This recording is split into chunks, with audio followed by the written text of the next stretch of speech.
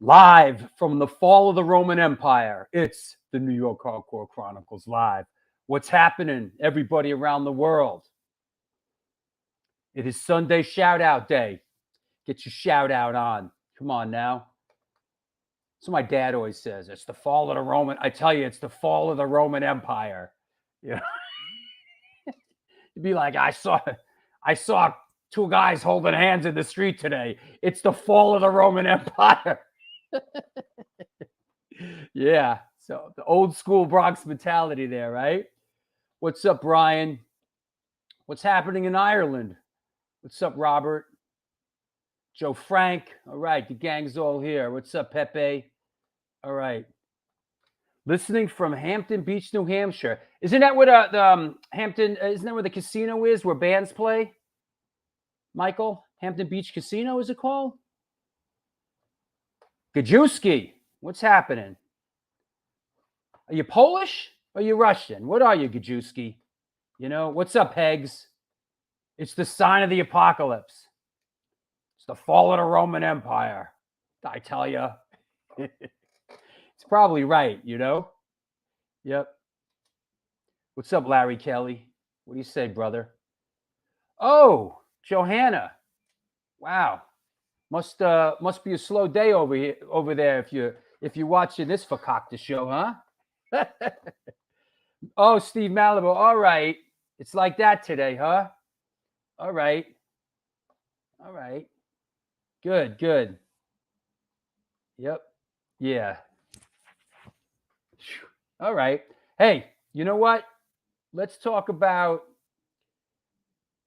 Yes, Carl. Sworn Enemy is my favorite New York hardcore band, Stoked. All right. I'm not sure if Sworn Enemy considers themselves a New York hardcore band. Perhaps they have a New York hardcore influence. Perhaps there's elements of New York hardcore in it. We shall find out. We'll talk to our guest. Today about it. Want to talk quickly about a couple of shows coming up this Wednesday. That's right, this Wednesday. Jimmy Hazel from 24/7 Spies is coming on the show. And then a week from today, landmark 150th episode. How cool is that? With Paris Mayhew, Cro-Mags, Agros. You know, me and him did a lot of work together back in the day. I produced the music videos. We got those gold records. So we have a history. Wednesday, October 6th. Listen, buckle up, kids. Handsome Dick Manitoba's coming on the show. That's going to be a hoot. I'm really looking forward to that. Dick Manitoba has a deep history. What's Sid's album of the week, Drew? A good one. How's that? A good one that resonates with our guest today. You know? So there you go. What else? What's up, Ack? What's going on in Tallahassee? Hey, oops, sorry. Wednesday, October 13th, Brett from Ignite is coming on the show along with TJ Hoffman to talk about his movie Roadie. So got a lot of stuff, got a lot of good stuff coming up. So don't be scared. It is Shout Out Sunday. How come nobody's shouting anybody out? What's going on? Is nobody worthy of a shout out today? You know? What the hell is this? Oh. Did you know Roger Moret of Agnostic Front has cancer now? Man. Actually, no, that's new. Actually, I've been living in a cave. Who sends me these messages? Good Lord. Shout out to Tracy. All right, Tracy. What else? Listen, the person that sent me that is on another planet. Shout out to Arnie for keeping it real. It's the fall of the Roman Empire, I told you. I saw a couple fellas, they were walking in the streets, they were holding hands. It's the same thing that happened in Rome. Shout out to Vinny Stigma. What's up? Zukowski, my man. What's up? Shout out to Eddie Leeway and to Roger. Shout out to Muhammad Ali. Yo, you saw that documentary, right? That was great. Yep. Hey, Drew, what type of cancer does Roger have? I just went through. I believe Roger has a prostate type of cancer. You know, here you go. What's happening with this guy? What's up, bro? What's up? What is going on? Shout out to Sid's Madball shirt that he never wears anymore. Yeah, I think they put that one at the bottom of the pile after that. Yeah, he got shook. Shout out to all you fuckers. What kind of shirt are you wearing there? What is that? This is a New Zealand metal band called Stalker that I met when I was overseas. And they unfortunately can't come out this way yet because a couple of the guys in the band have some arrest issues where they can't leave the country. Arrest? You mean like I need to take a rest? Or is that avoid arrest? Right, exactly. If they leave the country, they'll be taking a long rest. Yeah. I remember when I first joined Antidote, Arthur Googie was the drummer. And one day he comes into the rehearsal, he goes, yo, we should change the name of the band to Avoid Arrest. Like, it's like avoid arrest, and it's also like avoid arrest. We were like, yeah, I don't know. I think we'll stick with Antidote for a minute. Oh, that's funny. Yo, there was a band that I saw. I went out last night with Alago, saw some music in Jersey. There was a band called Noose playing. Noose. Oh, that's a good. That should be on our list. That's a good one. Right. But they weren't. It wasn't spelled Noose. They were spelled Nusa because apparently there's another heavy metal band called Noose. Oh. So there's some Noose. There's some Noose. Yo, we're the real Noose, man. Oh, that's funny. Yep. Hey, shout out Sunday. I want to shout out the women of the pit. I got to see Lori Dawn 2 days in a row. Lori Dawn, like tearing it up in Long Island, huh? Ripping up the scene. Yep. Michael LaRoche says, hey, Drew, if there are any club owners still alive, it'd be cool to interview them. You know they got some great stories. Nah, none of them are alive, bro. Nah. We've killed them all. All right, ladies and gentlemen, boys and girls of all ages, photo of the day. Wrong answers only, please. Photo of the day. There you go. Good luck with that one. So.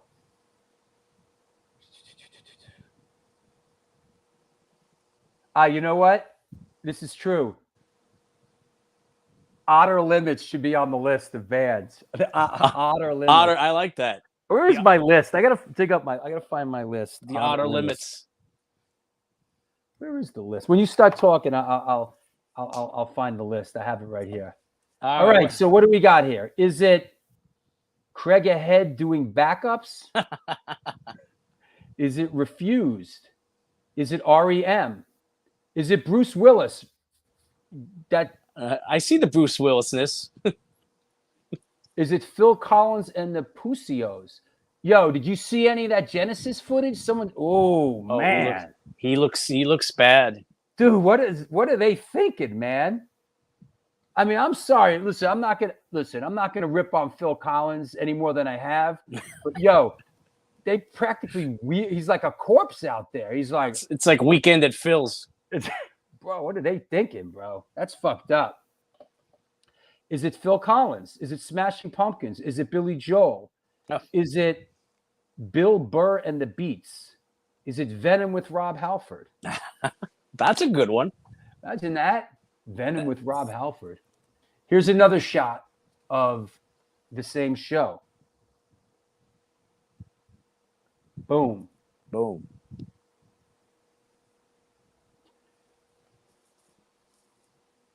Is it Harley?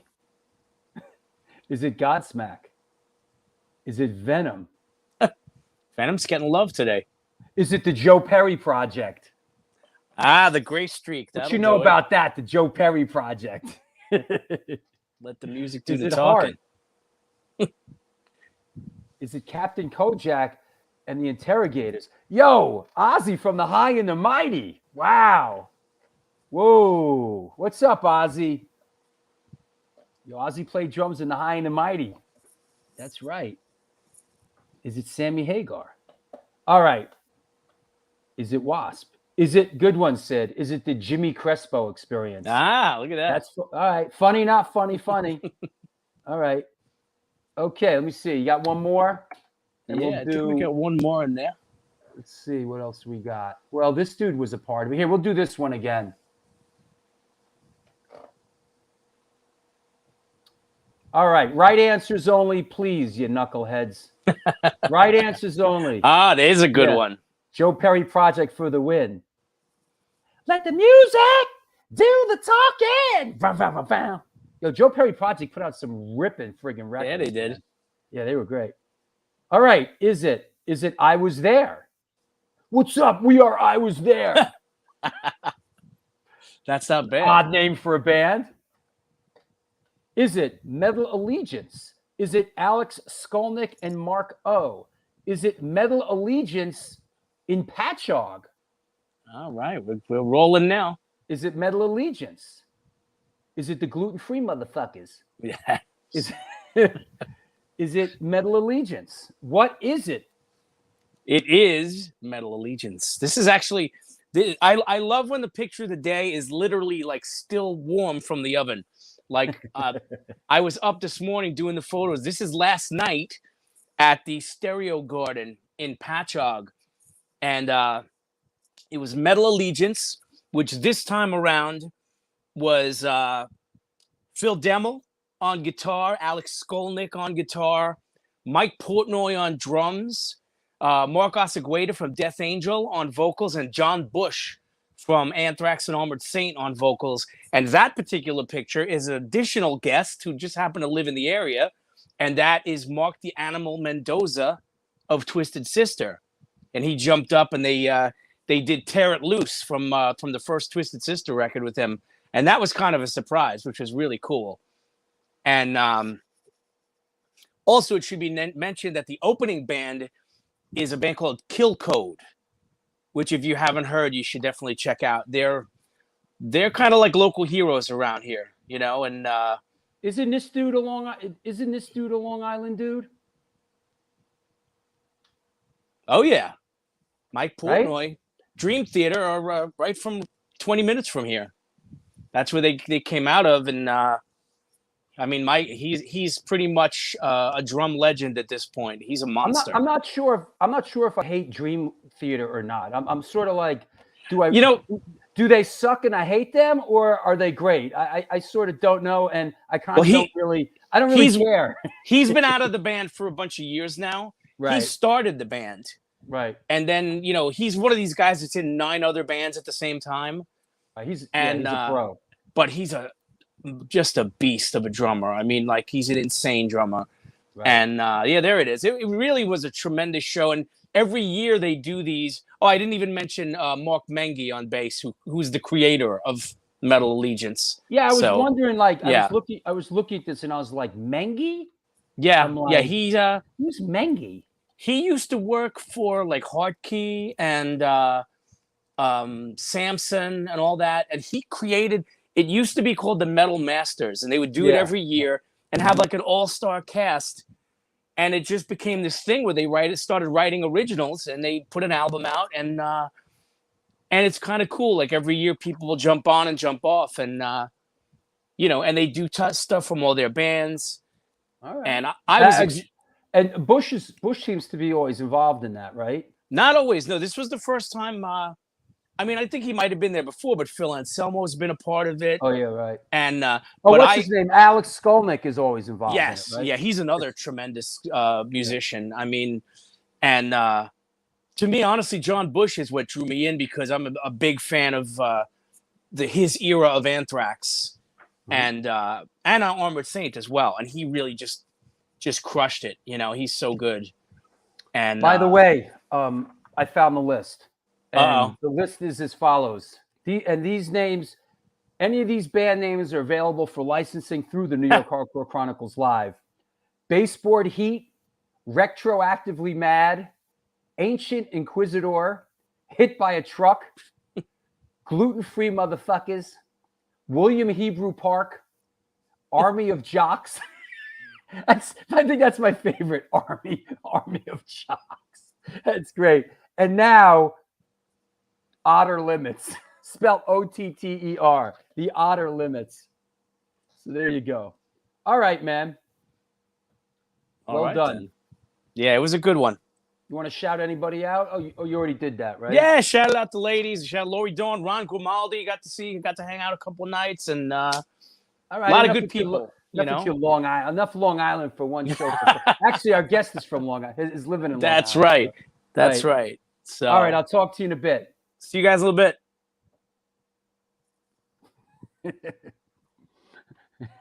I'm going to give you the Spock mind meld. I was never able to do that. You're not missing much. I'll see you later. What's happening? It's the New York Hardcore Chronicles Live. Who's ready to have some fun today, huh? You know what? I know the world is falling apart and there's dudes out there holding hands left and right and the plague but you know what? And Biden and Trump and guess what? We don't care about any of that.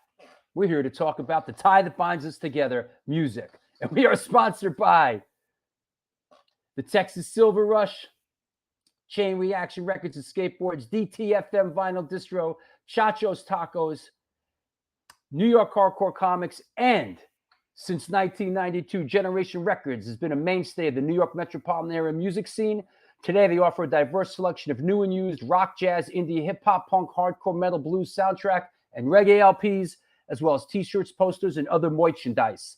They buy used record collections and music memorabilia and will pay you top dollar for them, sucker. House calls made for large collections in the tri-state area, that being New York, New Jersey, Connecticut.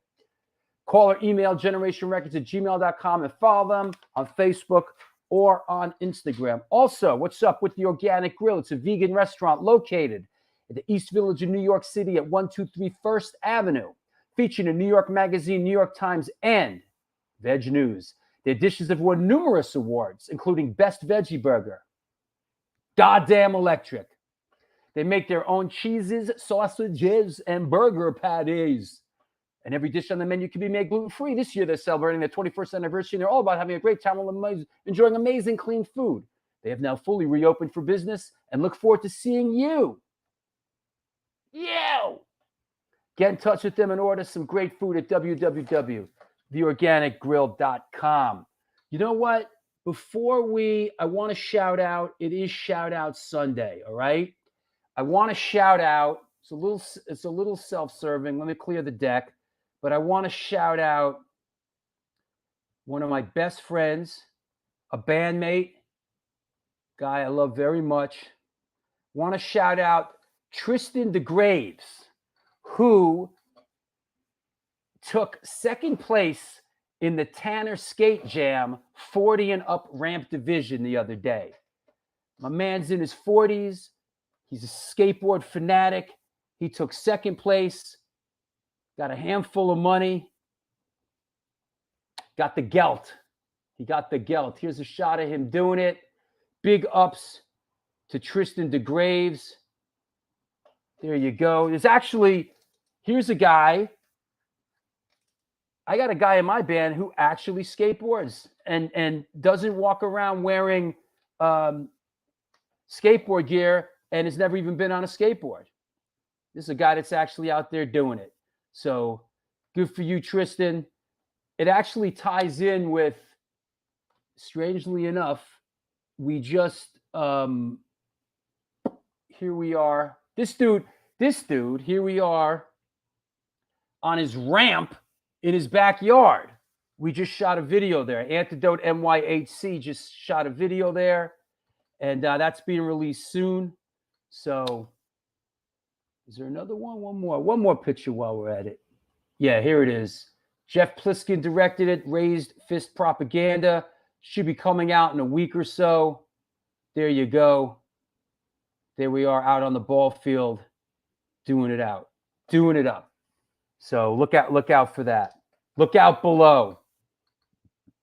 Shot on the ramp. Yeah, the Empire Skate Ramp. So there you go. All right. I'm ready. You're ready. We're ready. No, Tom Capone is not playing in Antidote NYHC. He has a medical issue, which is preventing him from playing properly. So he needs to rest up, and we're moving forward. So there you go. We wish Tom Capone all the best and hope he gets better.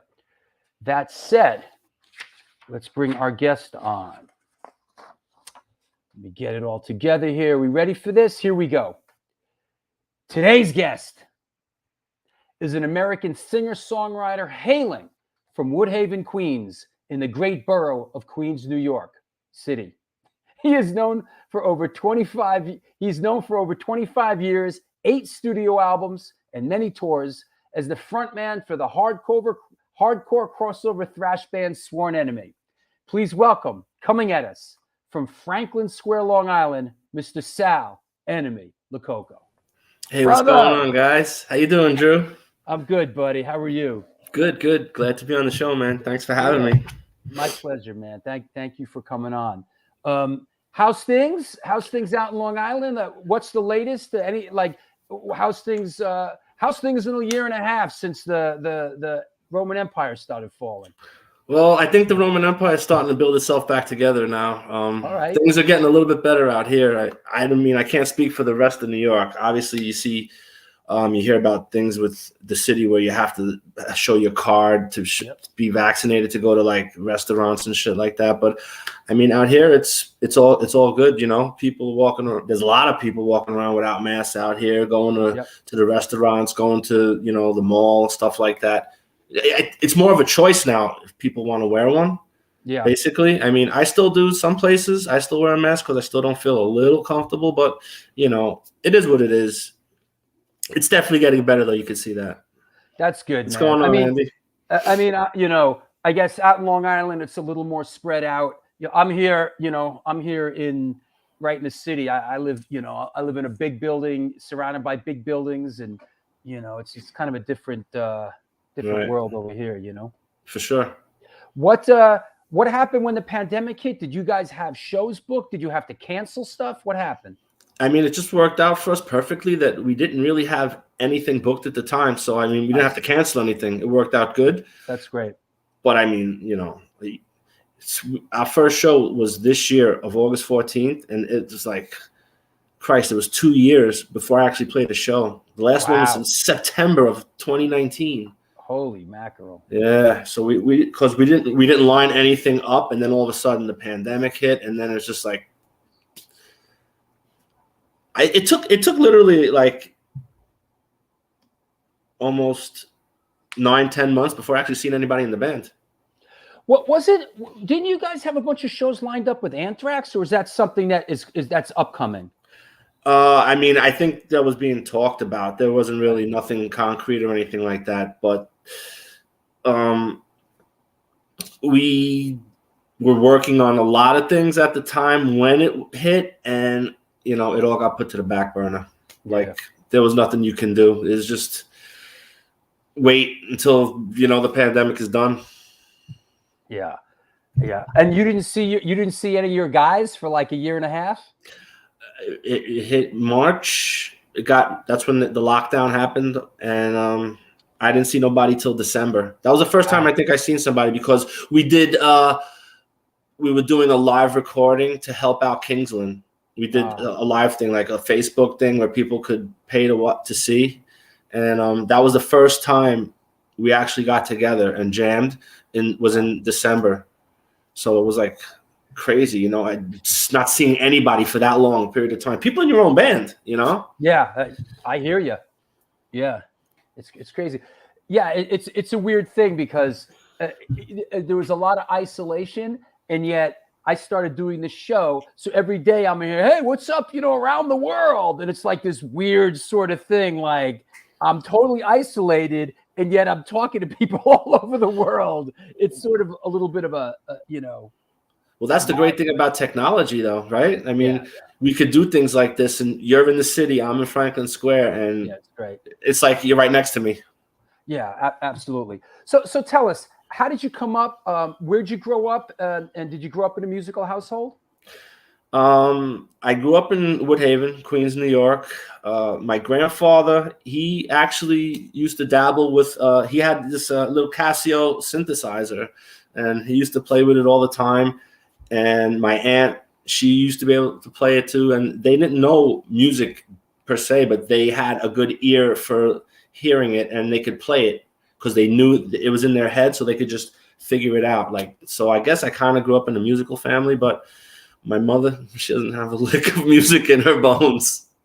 What music was in your, what was do you remember what music was in your household? Was there records, the radio? Well, my uncle had an 8-track. Yeah. I remember that. My uncle had an 8-track. My mom, she always played the vinyls. So the records we had a record player, and we had tons of, Christmas time, they'd throw on the Elvis records, the Elvis Christmas records, Bing Crosby. We had a lot of, God, I mean, you think of all the 70s stuff. I can't remember a lot of it, but one I remember that I always really loved was Tavares. Mm-hmm. She had the Tavares record. I remember she had, what was that one? Sheena Easton. I remember Sheena Easton record, having an early Sheena Easton record. Stevie says Perry Como. Perry Como. They had that one too. That Christmas one too. Yeah. Yep. There you go. Another favorite that I don't ask me how this even fits in anywhere in my household, but we had John Denver's Greatest Hits. Wow. That's standard operating procedure. Yep. That's awesome. Crazy. That's great. That's awesome. And how did you get into like harder music? Was there like a big influence? How did you find this stuff growing up in Woodhaven? Well, one of my best friends that I went to school with, he was like more into the rock. Like his father was a big rock guy.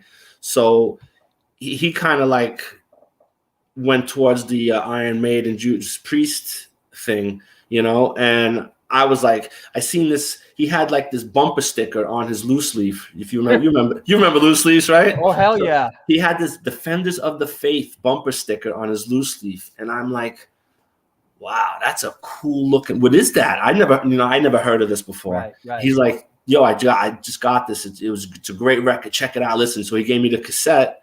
I bring it home. I listen to it, and I'm like, wow, got me. So I was like, this is awesome. And, So Priest, huh? Priest was definitely the gateway to me becoming a metalhead. That was it. Yeah. It's interesting because when you're young like that, it's the iconography. It's right. Like you see a logo, you see and that what draw. You don't even have to hear the music, like you're just drawn in by the picture. Yeah, it just captivates you. It draws you. Your eye is attached to that, and I'm like, wow, look at this. This is amazing. The artwork was great. Right. And how soon after that did you get cracking and like put a band together? Oh wow, man. That was 80. Defenders of the Faith was 84. Right. I guess didn't really start playing music till maybe. I mean, we had a fake band that we used to go to the studio with, like in 1989, thinking that we could actually do something. But what's a fake band? What is that? Well, the fake band was like we would get like 20 of us together. We'd go to the studio. One person was lucky to have a guitar, and one person was lucky to have a bass. Somebody thought that they could play the drums, and everybody else just brought weed and 40s. Bro, I think I was in that band. You might have been. Dude, we all had that band, man. Right. It's like everybody chips in a couple bucks. You get a nickel bag of herb. You get a couple 40s. It's like a party. And that's it. And you get a rehearsal room, and there's like 15 people. And everybody's been in a band in that case. Yeah. And that was how that's how it really started. Like we would just go to the studio every weekend because it was fun. We were having fun. We would do like, one guy actually had some talent and could figure out cover songs, and we used to do like we used to do Brainwashed by Nuclear Assault. We used to do Elimination by Overkill. And nobody ever.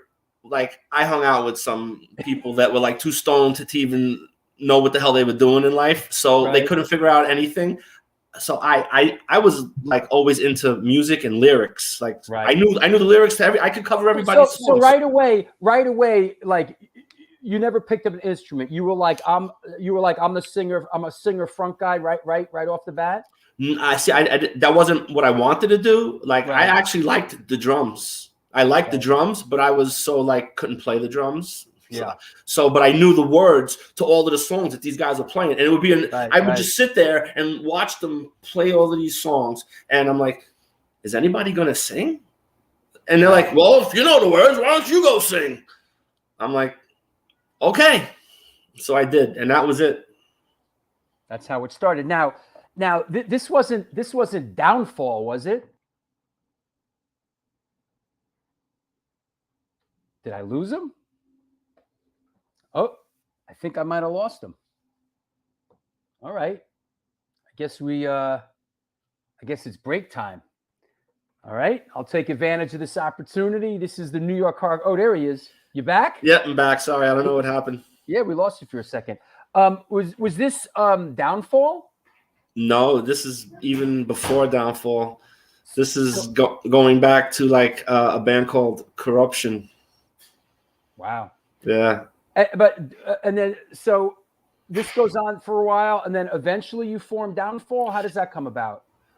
Well, okay, so a good friend of mine, he was in a band called Eminon. He played guitar. His name is Pete.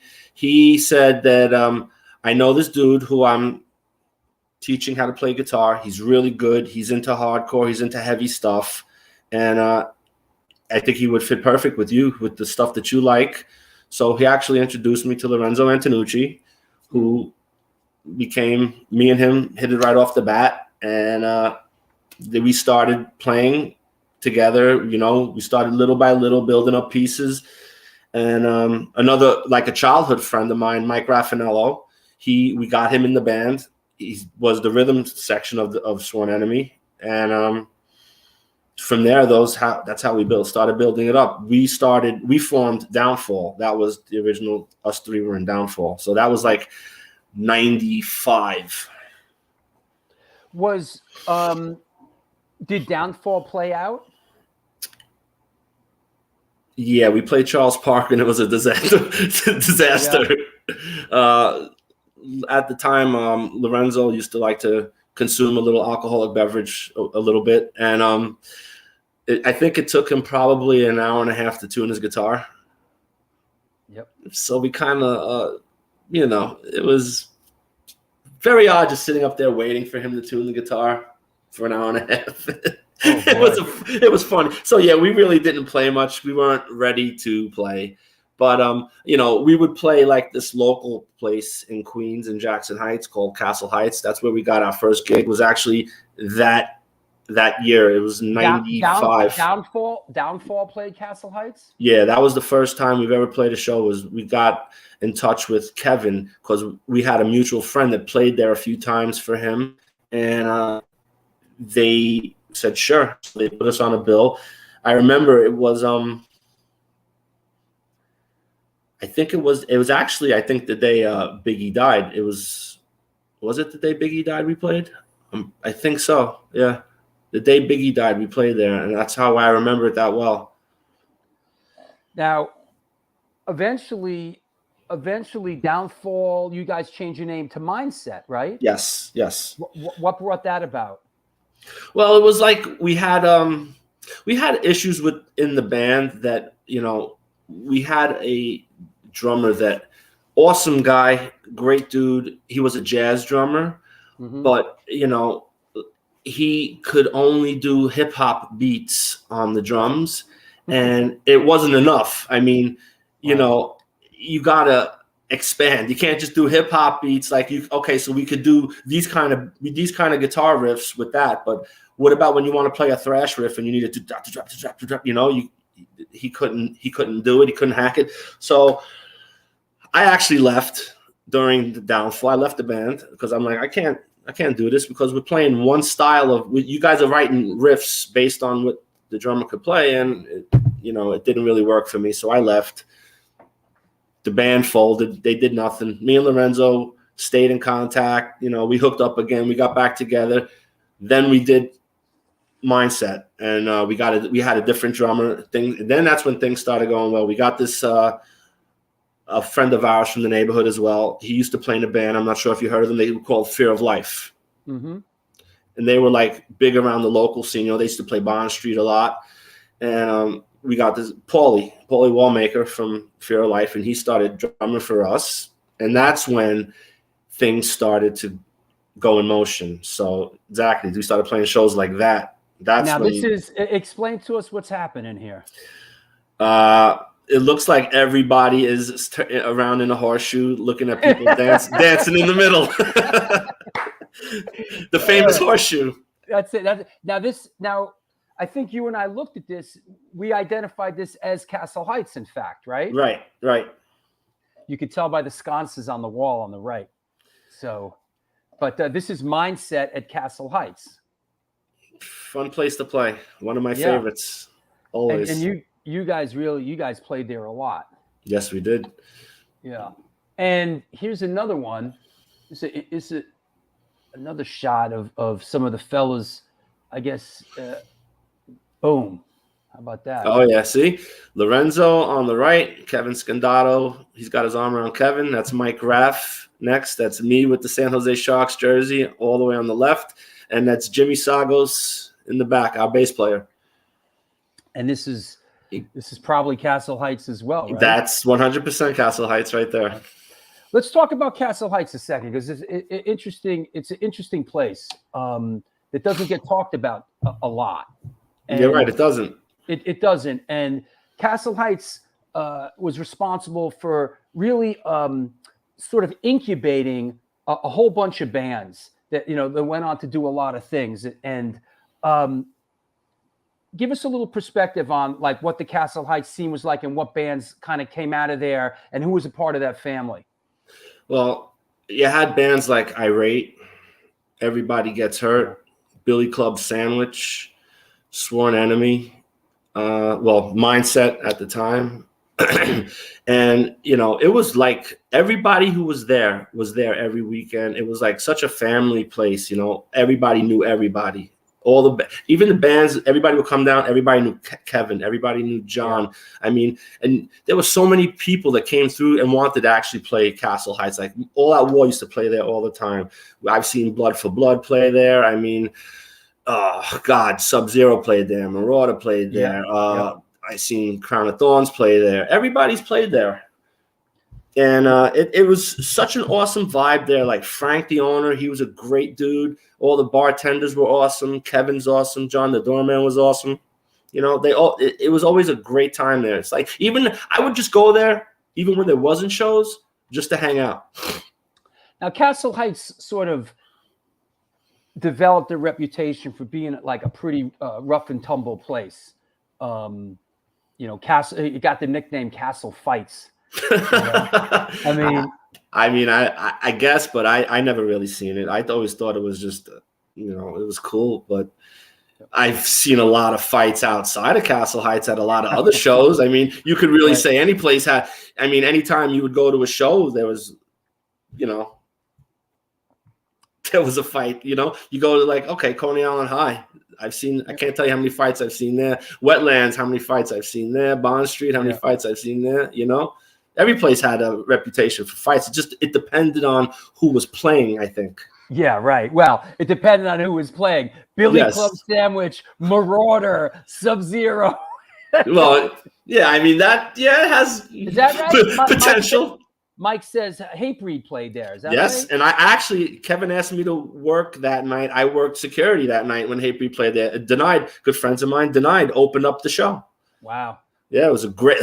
I can't tell you I never seen Castle Heights that packed in my life. Wow. Like it was wall to wall. There was no horseshoe. There was no room for a horseshoe. It was people to the front of the stage, to the back of the bar, all the way to the door, packed out. Yeah. What? Here's a flyer I have. Now you guys aren't on this flyer, but I thought it was a pretty cool representation of like a typical Castle Heights show. I remember Yeah, that show. it's yeah. Yep. I love hand. You know, I'm a sucker for a good hand drawn flyer, right? Hell yeah! We made millions of these. Yeah, I love it. It says come early for food. You know, free. Special guests, free food, shutdown, Inhuman. I guess it's like isn't that like a Scandato show? Absolutely. Right? Mark Scandato, singer for Shutdown. Mike Scandato, singer for Inhuman. Kevin Scandato, booker of Castle Heights. There's some nepotism at work right here, man. It's like Castle Heights on Northern Boulevard. Yep. Call club for directions. It's great. No, and they had one of the best empanada joints right next door. Unbelievable. Yeah. So this is not 1997, but I thought this sort of is a real kind of typical, Castle Heights. Is that right? This show's on YouTube. All right. Oh wow, that's awesome. Yeah. Yeah. Stevie Malibu says the Hate Breed show was insane. Yes, it was. Yes, it was. That's cool. And so, somebody mentioned about Castle Heights and when I was doing the New York Hardcore Chronicles film, originally it was before I decided that it was going to be a film. There was talk about it being like a series, like an ongoing series, like an episodic thing that would, be like, 10 episodes or whatever. And I sketched out a bunch of episodes beyond what ended up in the film. I had a whole bunch of other stuff. And one of the episodes that was sketched out was an episode called The Age of Violence, which basically focused on sort of that Castle Heights era and that Castle Heights scene. Right. It never got it never got done, because it sort of it ended up being a film, and I had to wrestle it right, into of course, a film. But I had other chapters. As if you ever seen the New York Hardcore Chronicles film, it's all chapters. Yes, and originally I have seen it.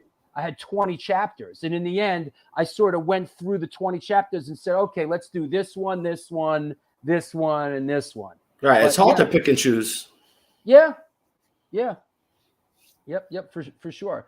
But yeah, that was the case. So Mindset puts out a demo in 1998, a cassette. And then was that a 7-inch the same year? State of Mind on Rick Polite's label, right? Tell us about that. That came out in the cassette. I remember we went out to some place in Long Island. I don't know how the hell we got hooked up with this guy, but he actually was in Massapequa Park, and he did the recording for it. I can't remember anything from it, to be honest. It was like such a blur. Like I don't even remember nothing from it. But all I remember is we got a finished product. We had the cassette. We started giving it out to people, giving it out to other bands, say, here, check us out. You know how it was back in the day, word of mouth, just keep giving shit out. Then, we met up with Rick. We actually played a show with him, and we were telling him that we want to put something out on Back to Basics. And he's like, yeah, no doubt, because he started hearing about us. Like we were getting a little bit of a buzz playing shows and stuff. We started getting not bigger, higher profile shows. Things were, starting to go well for us. So he puts out the 7-inch on Back to Basics in '98, and that really helped because between that and being on the Newfound Hope, the new amendment, that came first, right? The Newfound Hope 2, the first amendment comp CD. Yes. That was actually the first time you guys. That was your first sort of release. Yes, that was. Yeah. And between those three things, we started getting a nice little buzz going on, and we got fortunate enough that Kevin Scandato, who booked at Castle Heights. He managed us at the time as well, right. So he got us this show playing with.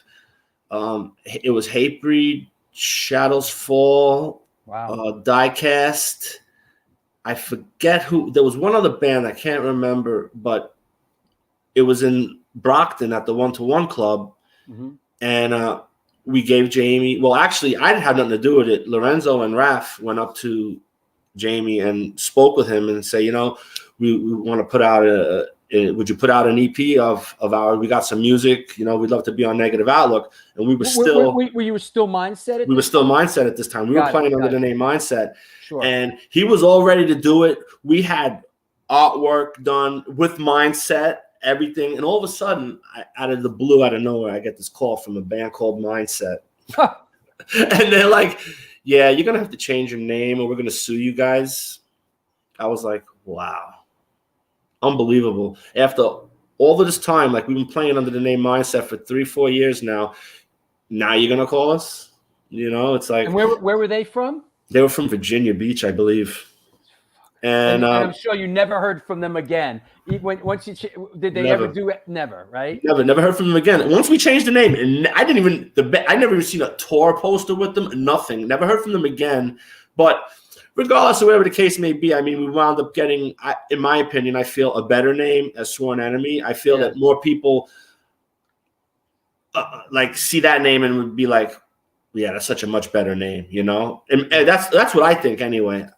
I can't be positive. I don't know, but I like the name a lot better.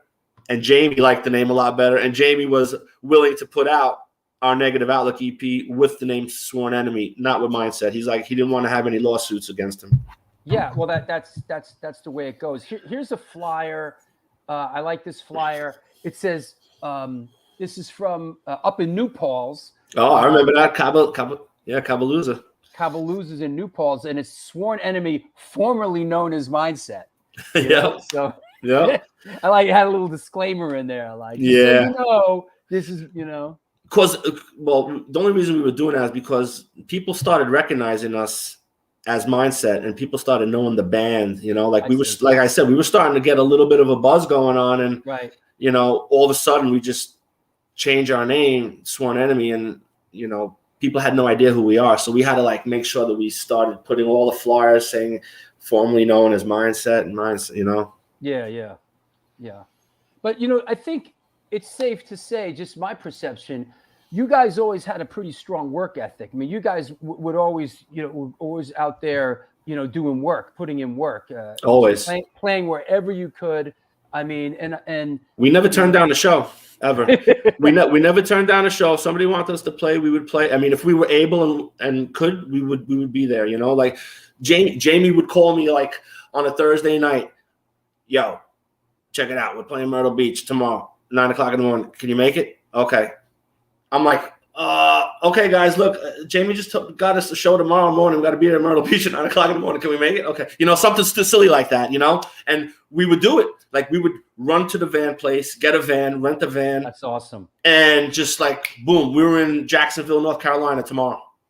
That's awesome. Yeah. So I mean, I long for those days, man. It's like, I'm in a band now with a bunch of, 40-year-old guys, 50-year-old guys, and everything's, I don't know, my kid, I got to wipe my kid's ass. My wife's on the rag, whatever. It's like, Jesus Christ, dude. It's like, are we playing music here? What are we doing, man? Right. Yeah. Even now, we still, that's the mentality, we get a show. Look, we just played Florida, right? We didn't have nothing from New York to Florida. We drove. Well, I shouldn't say we. I should say Mike Pooch drove from Staten Island all the way to Tampa, Florida, nonstop. Is Mike Pooch that dude that has to drive, and if he's not like every band's got one, one dude that he has to drive. Well, he doesn't have to drive, but he likes to drive. I think he can't be not doing any. He can't do nothing. Mike Pooch can't sit still. Mm-hmm. So driving, I think, keeps him occupied. Right. So he's doing something. That makes sense. So, things get cracking, and Sworn Enemy. You renamed Sworn Enemy, and one thing I wanted to touch on before we take a break and do album of it is L'Amour's. And I know L'Amour's is a place that played heavy into sort of you and the band development. Give us a little take on L'Amour's back then. L'Amour's from the mid to late 80s. I used to be there as often as I could. I've seen some really great shows there. I've seen Death play there. I've seen Dark Angel play there. I've seen Sacred Reich play there. I've seen Suicidal play there. I've seen Leeway play there numerous times. I've seen Warzone play there. I mean, I've seen the Chromags play there. I've seen every band under the sun play there. That is a place that, you know, was made for metalheads and hardcore people to go to so they can hang out and have a good fucking time and forget about everything that you had to go through during the work week. That was like stress relief. Amazing. I love that place. Now, you played there a bunch of times. Yes. Yeah. Is that how you, I mean, I know, and you know, from doing my homework, some of your big influences were Cro-Mags, Biohazard, and Anthrax. And to me, I think of those bands, I think of L'Amour's, you know? Right. Well, I mean, listen, the first time I seen Anthrax, well, not the first time, but one of the best time. Let me say the best time I seen Anthrax. Yeah. They didn't even play under the name of Anthrax. They played under the name Satan's Lounge Band. You remember that show? Yes, I do. My God, how far that was so fucking tight. It was sick how many people were at L'Amour's, and that was when it was both L'Amour's. It wasn't just there was no wall in the middle. It L'Amour's was East and L'Amour's West. Yeah, that L'Amour's was a huge. You could fit L'Amour's East in both sides. Right. Now, wasn't there a third one in Long Island? Didn't they do something out in Long Island for a minute? Did they? I kind of think so. If anybody knows, was there a third? Was there another place where L'Amour's did shows? Was it out in Long Island or something? Let me see. Our people will respond. L'Amour's East, yeah, I was on. That was Queens Boulevard, I think. Yeah, Queens Boulevard.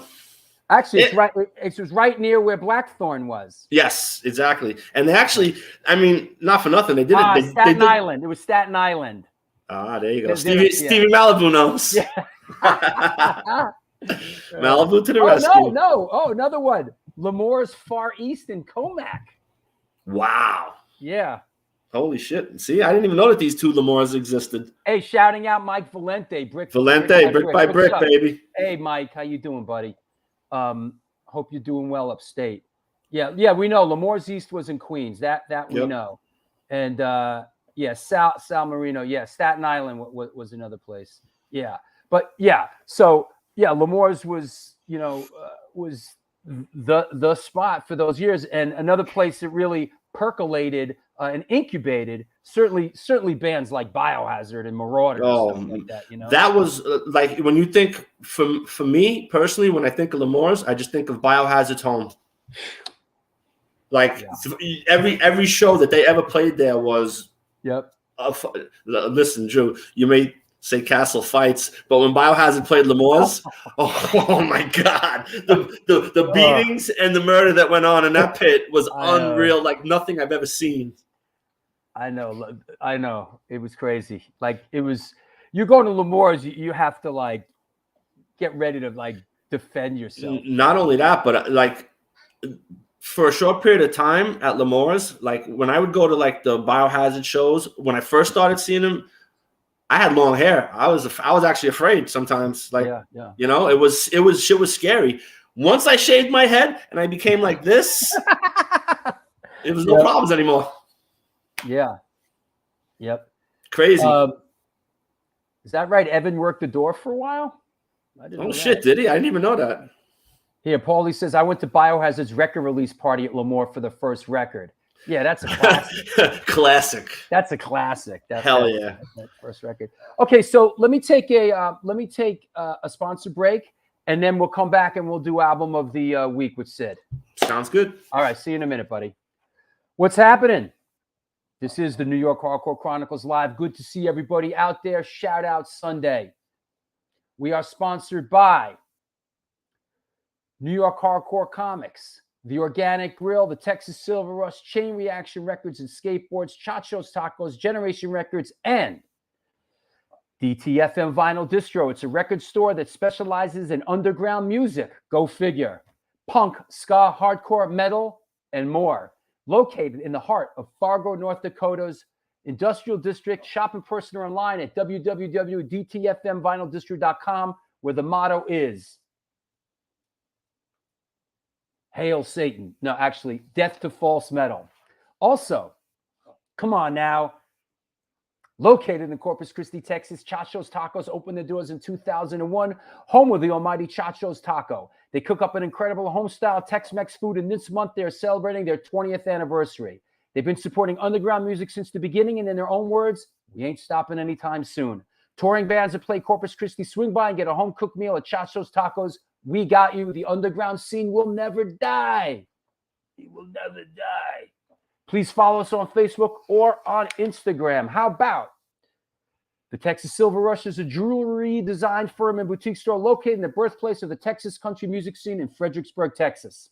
They specialize in working with musicians in all music genres, both country and Western, to design and create unique one-off pieces, as well as to style them for stage, album covers, promo, and, believe it or not, social media exposure. Their client list includes Rock and Roll Hall of Famers Greg Rollet, Ringo Starr, and of course, Agnostic Front. During this current, never-ending fall of the Roman Empire, all sales are being taken at their Facebook and Instagram page, and of course, www.thetexassilverrush.com. I want to remind everybody, hey, oh yeah, I got to mention this. I know it's a little self-serving. If you're out west, we are coming out west and playing a couple shows. Come see us. Come see me. Come through. What do? Come through. Antidote NYHC. A week from, here you go. Friday, October 8th, we're playing Alex's Bar in Long Beach, California, along with Fang, Dissension, and Count Time. This is going to be a banger. And then the next night, we are up in the Bay Area playing Crash Fest. This is going to be a blast. Both shows are with our boys Fang. Come on out. Come see us. Come say hi. Don't be scared. First bunch of Scarred shows. We got a new release coming out in November. So there's that. Also, I know I'm preaching to the converted, but I got to do it. It's part of the routine here. There is a Patreon page. You may be wondering how you can support the show. This is how you can do it. Support the show. Oh, you know what? If you are a Patreon and you don't know about this, this is the New York Hardcore Chronicles Volume 1, 1980 to 1989, Oral History, a book that I have spent 5 years putting together, and it is free.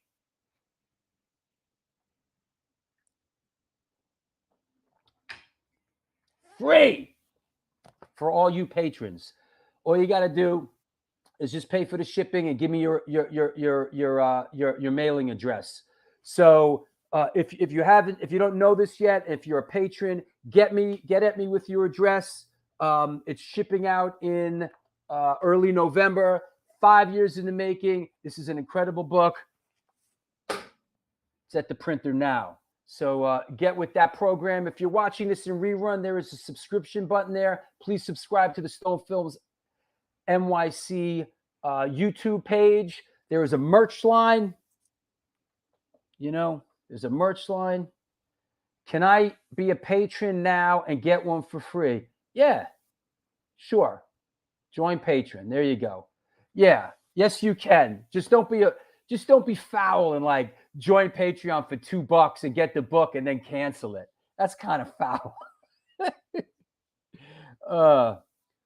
Yes, of course, buddy. For you, just get me. I love you, bro. Just get me your address. That's all you got to do, bro. You've been a big part of this show since the beginning. And all you got to do, RS70, just get me your address, bro. And the book is yours. Yeah, Billy Bio Patreon. Right. There you go. There's the Patreon address. Also, there's a PayPal address there if you want to make a donation. But yeah, we're going to get this book out to a lot of people. And it's free to everybody that has supported this show, and I want you to have it. What is that? Is those my notes? Is those my notes stuck in the middle there? Oh, yeah. Actually, how's that for a list of typos that I caught? Yeah. Oops. Got to go back to the printer. So that said, what else? I want to shout out a couple of my recent patrons. Reverend Paul Bearer.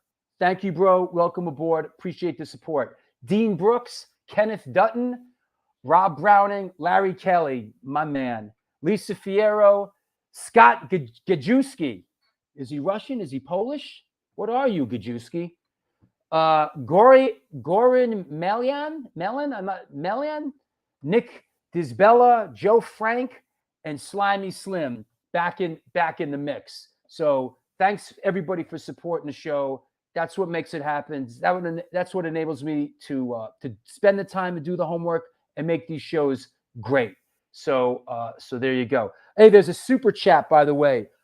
There's a super chat. If you want to make a little contribution to the show and you have a question for our guest, just post it up when the time comes and you go right to the front of the line. Polish, is that it? My Polish brother. All right. You Polish? You want any? Got any? Want any? Are you Polish? You got any Polish in you? You want some? Come on now. Did you? You fell off, Larry Kelly? Come on now. That said, let's. Yeah, you're in great company, man, and thank you for supporting. There's the Patreon page. All kinds of great content goes up on Patreon. I do private shows. Yes, Patreon is monthly. There's a $2 tier, a $5 tier, a $10 tier. There's different things happening. Jump on board. Don't be scared. It's our community within a community. So that said, let's get it moving and grooving. I'll leave the Patreon up for a second. Let's bring Sal back on. Hey, buddy. Hey, what's going on, Drew? All right. And let me clear the deck a little bit, and let's bring Sid on because we got a great. All right, Sid. Sid the Kid. Sal, what's up? What's up, bro? What do you got, Sid? Look at that. You I like how you actually coordinated. You're sick of it all, and that's impressive, bro. It's a Yankee thing, guys. It's a Yankee thing here. Oh, it's a Yankee. Of course, I know that. I think Sick of It All got in trouble for using that Yankee logo back in the day. Yeah, well, they kind of sneak it out once in a while in the merge. But... Yeah, but I remember back in '93 when they got nailed for it. They got a cease and desist. Wow, that sucks. Well, we put out a Sworn Enemy shirt with a big NY, right? And we never. But then again, I mean, we're not sick of it all. I understand bigger levels. We used to do it on a smaller level. Was it the Yankee logo though, Sal? 100%. NY, right in the middle of the shirt, right here. It says Sworn Enemy NY. It's interesting, like how does something like that come across their radar screen? It's like probably I wouldn't doubt like someone shows up at the game wearing a friggin' probably, and someone goes, "Whoa, what's that?" You know? Well, it's probably a Met fan who snitched. I wouldn't be surprised. There you go. All right, hey, let's do album of the week. Sid the Kid, you ready? Oh yeah, I know. Right. No one's gonna see this one coming. All right, yeah. Well, listen. Here we go.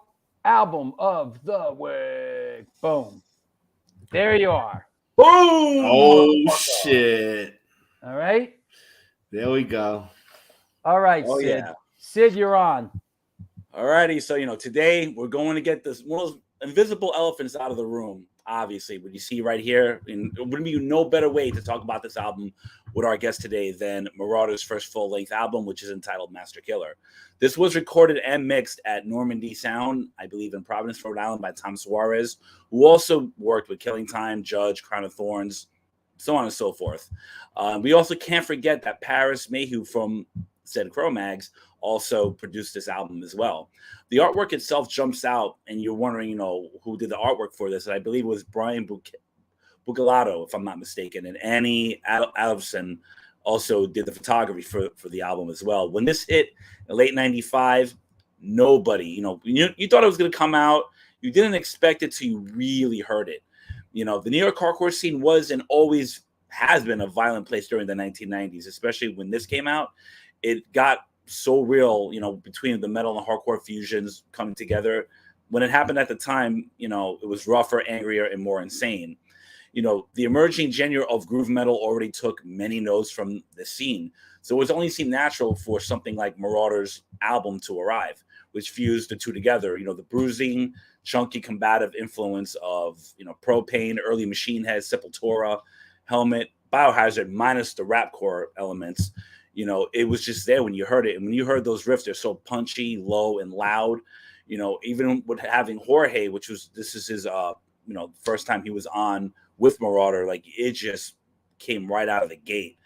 And Century Media did do an amazing job just putting this out, even with the promotion. And when it came out, I believe the record release show was at Coney Island High, January 20th, 1996. That's on YouTube, and I filmed that. That show was bananas from beginning to end. So. Oh, wait. And there is one little tidbit I forgot. There's an executive producer behind that record, and I don't know which one it is. Is it this guy up here or this guy down there? I don't know. Place your bets, guys. I don't know. Yeah. I was the executive producer of this record, and I was managing the band at the time, and I got them the Century Media deal. It was an interesting time. Not to delve deep. Did you mention who produced this record? Paris Mayhew from the Cro-Mags produced this record, and he's coming on the show a week from today, and we're definitely gonna talk about some of the inner workings of this record. But I will say this about a little perspective on a little Marauder perspective. Minus was singing for the band, and I was involved with Biohazard, and Minus and those guys came to me and asked me to manage them. So I started managing Marauder with Minus singing, and Roadrunner put the deal on the table, like the standard Roadrunner deal. And for whatever the reason, which we don't need to get into, they didn't want to sign a contract with Minus. So Marauder had the Roadrunner deal in front of them, the same one that Biohazard, Typo Negative, Life for Agony, that same deal was in front of Marauder. They had it, and they didn't want to sign it with Minus. I'm not getting into who didn't want to sign it or what was going on. That's a story for another time. So they basically walked away from that deal, and wow. I was just like, you got to be kidding me, and I walked away from it. So there was some downtime there, and then I don't remember how much time after that they came back to me and said, "Yo, this guy's singing for us now, this guy Jorge, and check this out." And I heard it, and I was like, "Wow." Wow. And Jorge was at the time, before he was in Marauder, he was in a band called Full Contact. Yeah. Prior to being in Marauder. Yeah. And I didn't know Jorge before that. I know Full Contact was around. I didn't know them. But, once they showed up with Jorge and started playing a couple shows, it was like, wow, this is pretty great, because his vocals are legit. Yeah, I mean, I got to give it up. George stepped into this situation, and it was George really was incredible. Now here's the back of the record, and I mean, I quarterbacked the recording. I executive produced it. We brought Paris Mayhew in to produce this record, and I got to say, Paris did an incredible job. Sal, any thoughts on this Marauder record? Classic. This is a masterpiece from beginning to end. There's no filler. It's just straight killer. Yeah. I mean, there isn't one bad song on this record, and this one will stand the test of time. You can listen to this record 50 years from now, and people will be like, "Wow, this record is amazing." That's how I feel about it. I mean, I loved it. The minute it came out, I was a fan off of the demos when Minus was on them. Yeah. But, I liked both versions. I even liked the Eddie Leeway version of Marauder, Like, I was a fan of all the versions, but Jorge, I relate more to Jorge being the growler, screamer type. Yeah. And it's just for me, his voice is like a top three.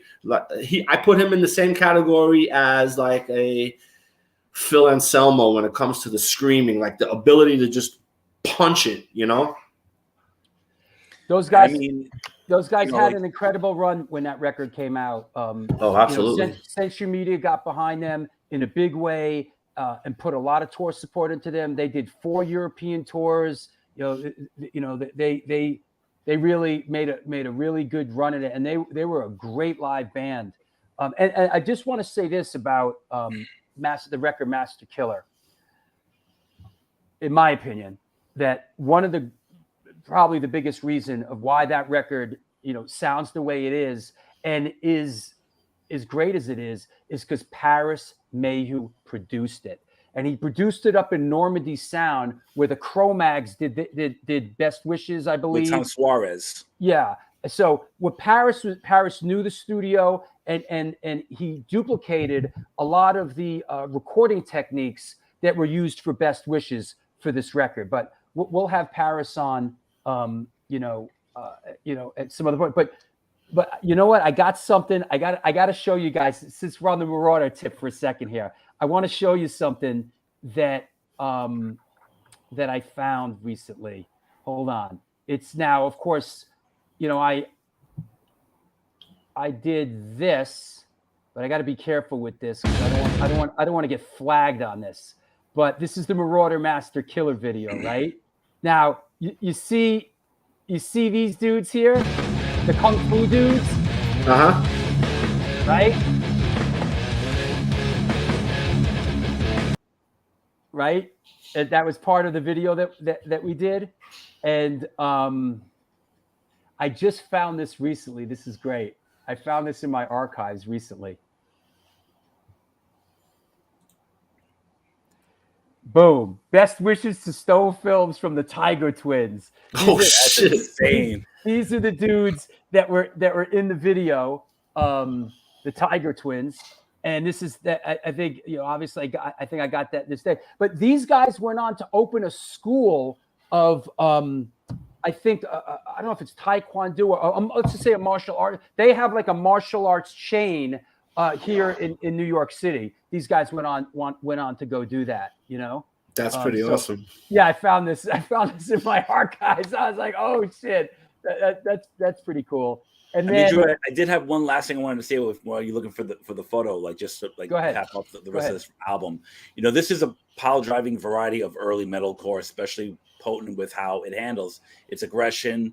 The riffs are utilized in a brutish fashion with a lot of trudging, muscled grooves being mixed. I mean, just the way between how even I believe when Rick plays the bass with the drums. I mean, it is like it hits you right here when you listen to that record. I mean, even though some of these songs were done with Minus, they tweaked it and made it even more like in your face, like when you hear that record for the first time. Yeah. Here's a shot of me. Like it plunges deep into your spine, like with full force. Like that's how good this record is. The record's great. I listened to it again recently. You know what I really like on the deep cuts on this record, like Mirror Shows Black and Downfall of Christ. Some of the tracks that everybody knows, sort of Life is Pain, but some of the deep tracks on the record are really great. And just definitely want to shout out Saab and here one last shot from that era is in Europe is Saab, God rest his soul, Sean Dixon, and myself in I think this was a graveyard in Poland, if I remember correctly. But there you go.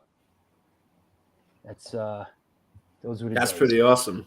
Yeah. I got a million pictures from when I was managing Marauder. We did a lot of cool stuff, So, all right, Sid. Well done, buddy. Hey, we had to get that one elephant out of the room. It took over 150 shows for it to happen. It finally had to happen. Well, it's a segue because Paris Mayhew's on the show in a week, the 150 show, and he produced that record and really has never really talked about it. And for a long time, he really didn't really have anything nice to say about it. So it should be so. We're going to talk about makes for good content. Well, I mean, honestly, yeah. The record, sure. But that was a long time ago. And, of course, I gotta say, and I'll say it, that record is. I don't want to use the word iconic, but that is an incredibly influential record, and he did a great job producing. Almost 25 years later, people still talk about that record. That record cooks, man. Big And- influence on us, that's for sure. I mean, Yeah. me and Lorenzo were huge Marauder fans, and we love that record. Absolutely. Sid, I'll talk to you later, bro. All right, cheers, guys. Yo, later, Sid. Be good, brother. They're on. Well, there you go. That was cool. Hell yeah. Definitely, I would put that in of my all-time favorite records as in the top 10, 100%. Yeah, and you know, when I did my homework for this show, which, you know, I listened to a lot of Sworn Enemy, a lot of stuff, and I could see, I could hear and feel, you know, that influence in there. Of course, hell yeah. I hear and feel the Marauder, the Biohazard, the Anthrax, the Cro-Mags, you know, stuff in there, you know. Absolutely. So we were talking about, you know, Jamie getting involved, and so Jamie puts out Negative Outlook on his Stillborn Records. Tell us a little bit about how that went down. Well, like I said, Lorenzo and Raph approached him about putting out our EP. We had it all recorded. We had all the artwork done. We had everything completely finished. All he had to do was just put it out. So he agreed to it, and we became one of his best-selling artists on Stillborn at the time. And the Negative Outlook EP was just selling through the roof. I mean, everywhere we go, I would be on the phone constantly with Jamie, being like, "All right, Jamie, can we get another 200 CDs?" Next week, Jamie, can we get another 200 CDs? That's awesome. Like, we were going through CDs like it was no tomorrow. We played a record.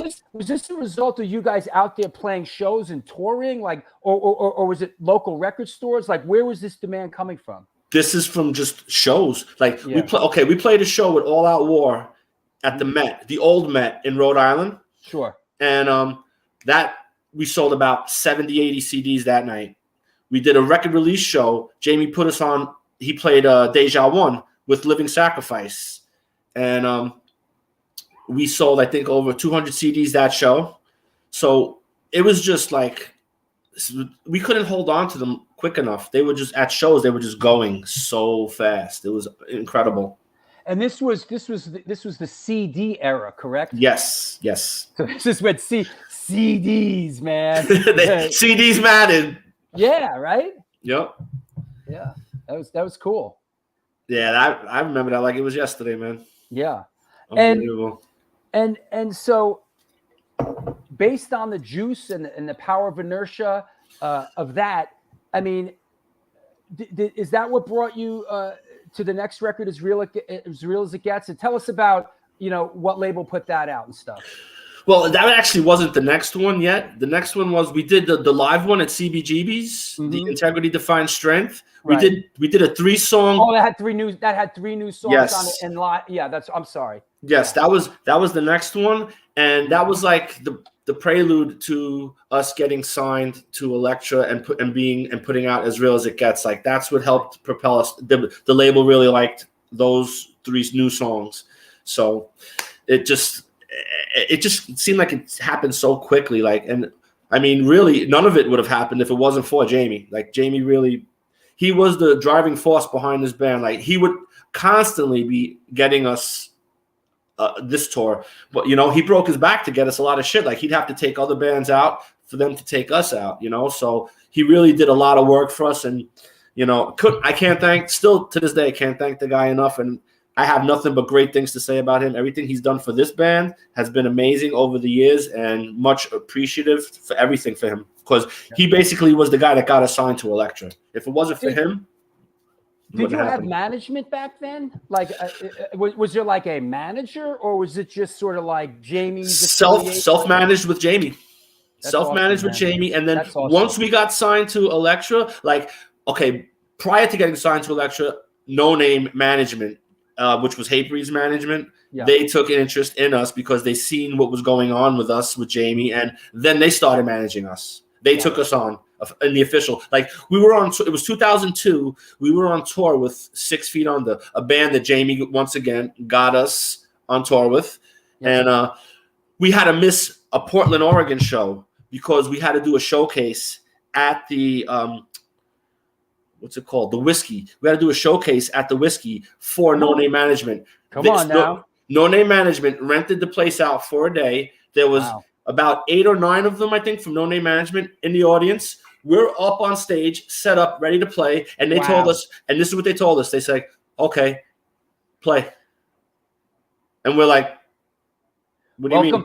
Welcome to Hollywood, boys. Right? They're like, "Well, play for us. We want to see what you got. Play for us and entertain us." So we had to play for a couple of old guys in the crowd. I was like, whoa, that was kind of odd. You know, it's like there was nobody in the room is completely empty. Nobody here. It's like 11 o'clock in the afternoon, and we're playing for No Name Management. And then we played a full set for them, and that was it. They were into it, signed us, and then the rest was history.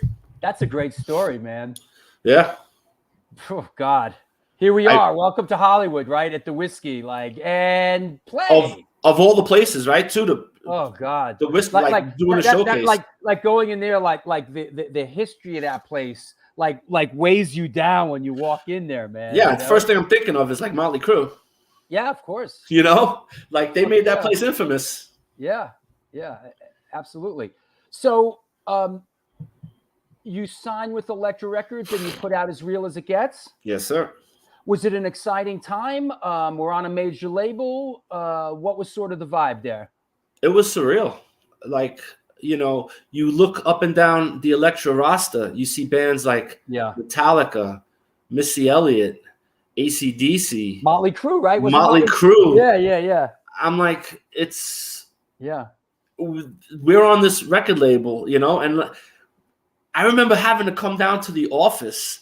Like me and Raph were going to the office, which is in the city, and they send a car, like a limo, to pick me up in my house in Massapequa at the time, and then it stops in Crosby Boulevard to pick up my guitar player Raph, and it takes us into the office, and we're like, oh man, I could enjoy this. This should be fun, you know. It was like awesome. Crazy. You know, that's awesome. And you guys were young too, man. So that's an exciting thing for some young fellas, man. That's awesome. It really was. And, you know, with knowing that this record was coming out at the time, like in 2003 it was just like banger tour after banger tour. Like we got the Kitty tour, we got Soulfly, we got Ozfest, we got like all these lined up. It's like, let's Darren asks, who did the album cover for this? The art guy from Elektra Records. Yeah, of course, right? We were crunching because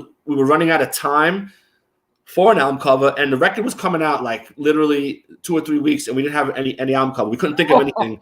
We couldn't think of anything. Like, what do you come up with As Real as It Gets? That's the worst, man. Right? Like, what could you really come up with As Real as It Gets? So we were just like crunching. All of a sudden, like on the deadline day, this is what he sends us. This album cover right here, this hand. He took a picture of, this is Mike Raffanello's hand, my guitar player in Sworn Enemy at the time. That's his hand.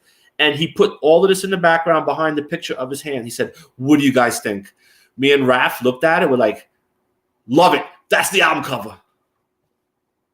You know what? It's nice. It's nice once in a while when the system works. You know, when you're on a major label, the art department delivers something, and they actually get it, and they bring something great to the party. Like, yes, it's actually 100%, man. It's pretty great, man. Now, yeah. This was like when we seen that, we were so happy. Cool. That's awesome. And 83 isn't 83 when you went out with Anthrax, and isn't that didn't you do the Ozfest in 2003? Excuse me. Yes, 2003 was the year we did the Ozfest. And that must have been great. Dude, you want to talk about rock and roll boot camp? Oh, my God. It's like any band that plays that is privileged to be able to do that, because that is amazing time. You can't ask for really a better tour. Like, even us, small nobodies on the side stage, getting taken care of as if we were one of the bands on the main stage. Like, you get fed, you get breakfast, you get dinner. It's nice to be in the game, bro. Unbelievable, bro. I mean, man. the alcohol that you could consume, as much as you can consume, is there for you to consume. I mean, like, there was a militant backstage that had free Miller all day, like endless Miller. You had the Jägermeister product. Grey Goose. They were giving you shit away. Like me personally, I found a new drink. It's called Sobe Adrenaline Rush. On that tour, it was the orange flavor. And every day I'd go over to the guys and I would be like, dude, can I get a couple of Sobies? He's like, a couple of Sobies? You want a couple of cases of Sobies? I'm like, really? How many can I take? He's like, how many can you fit on the hand truck? I was like, oh, shit. All right. That's when Ozfest was still really great. Yes. You know, it still was new and exciting and vibrant, and it was still really great. You know, it was so much fun, man. So much fun. Was this? I'm sorry. Go ahead. Was this the lineup of that? Well, I'm assuming it is because this is an Elektra. This is an Elektra promo shot, but yeah. That's the lineup. There's Lorenzo, me, and Gook in the back, and Paulie and Raph in the front. Yeah. Is that under the 59th Street Bridge? Sure is. Woo! And my man Dean Carr took the pictures. Oh, is that right? Yeah, Dean Carr, very good friend of the band. Lorenzo actually met Dean Carr first, and they hit it off well. And he came to New York, flew in. And I mean, he gave us the friend discount, like really gave us the friend discount because he was Dean like, Carr, I mean, of course, Dean Carr went on. He directed a lot. I mean, he unbelievable, directed a lot of great music videos, and I did not realize that this is Dean. Still such a humble guy. Great. Like he still would come to shows and be like in the front row while we were playing, and like really awesome dude. He definitely had a moment, man. He really had a nice run, that dude. You know. Yes, he did. Yeah, he killed it for a couple of years there. Yes. What's the on Ozfest there? What's the great van story that the van broke down? Like, my God. Here you guys are. You get the big break, and you're out there in the punk rock hardcore van, and it starts breaking down on you, right? Well, I'll tell you the whole story right here. Yeah, let's hear it. Okay, so we get the offer to do Ozfest. Mm-hmm. We're in a van. First 2 weeks, a piston blows. We're stuck, and we have no air conditioning. Ozfest is in the middle of summer. It starts off in Texas.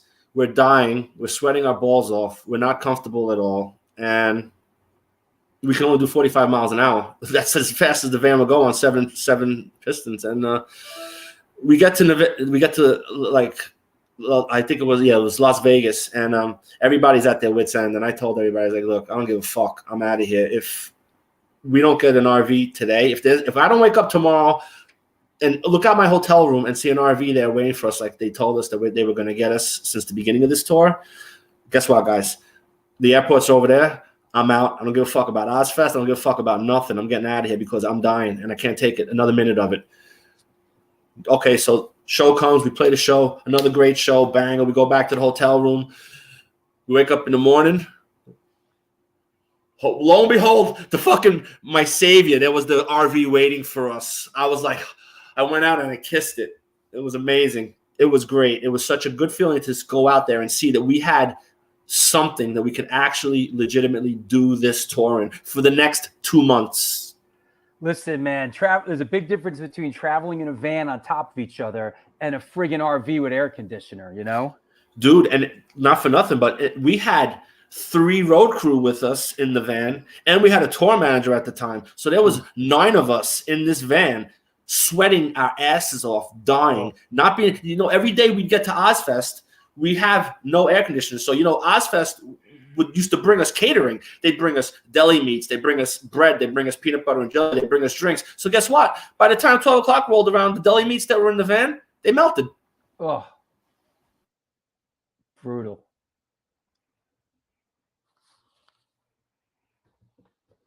Did I lose him?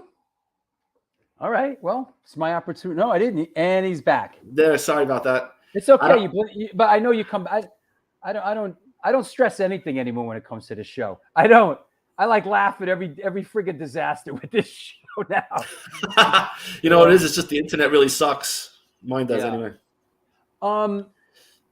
Where's my?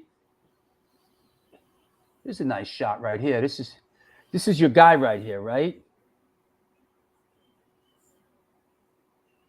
Oh yeah, Jeff Cummings, Yeah. Mr. Cummings. I remember that festival. That was 2019. We played it. That was Anthrax headline that festival. Hmm. That was fun. Good times. Let Me me- let- go with ahead. my self-promoting, Right. wearing my own hat and my own shirt. It's one thing to wear your own shirt.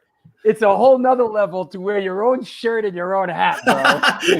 Yeah, I always do, Drew. I don't care, man. I don't go by the, like everybody says you're not supposed to wear your own shit. I don't care. I wear my own shit. So what is it called? Shameless self-promotion? Shameless self. Now, is this, as we sort of get into the modern age here, is this the most recent lineup of the band? And can you tell us who's in the band these days? Yep. You got on the very left, we'll start from left to right. Bald guy with the beard is Matt Garzilli. The guy next to him, Taekwon, he's the drummer, Taekwon Jackson. Then you got me in the middle, in the background, Jeff Cummings, guitar, next to me on the right, and Mike Pooch all the way on the right, plays bass.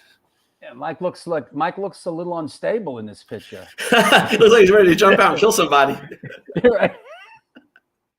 Holy shit! Yeah, that's great. Yeah, have you ever had any problems with your voice? Never.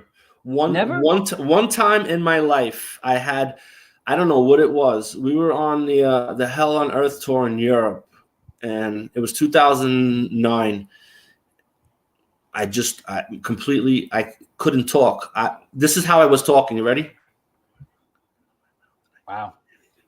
That's how I was talking. Nothing was coming out, and I don't know what the hell happened. And we just so happened to have an off day that day, so I was able to rest. I didn't talk. I drank a lot of fucking tea. I mean, I never drink tea. That was the only time I ever did because I never lost my voice. I've never ever had an issue except for that one time, Wow. and that was it. I still don't know what it is, what it was. Do you have a routine, a warm up regimen, or like when you play? Do you go through vocal warm ups or anything? Yeah, I usually just try to like smoke a few cigarettes and drink some whiskey, and that works for me.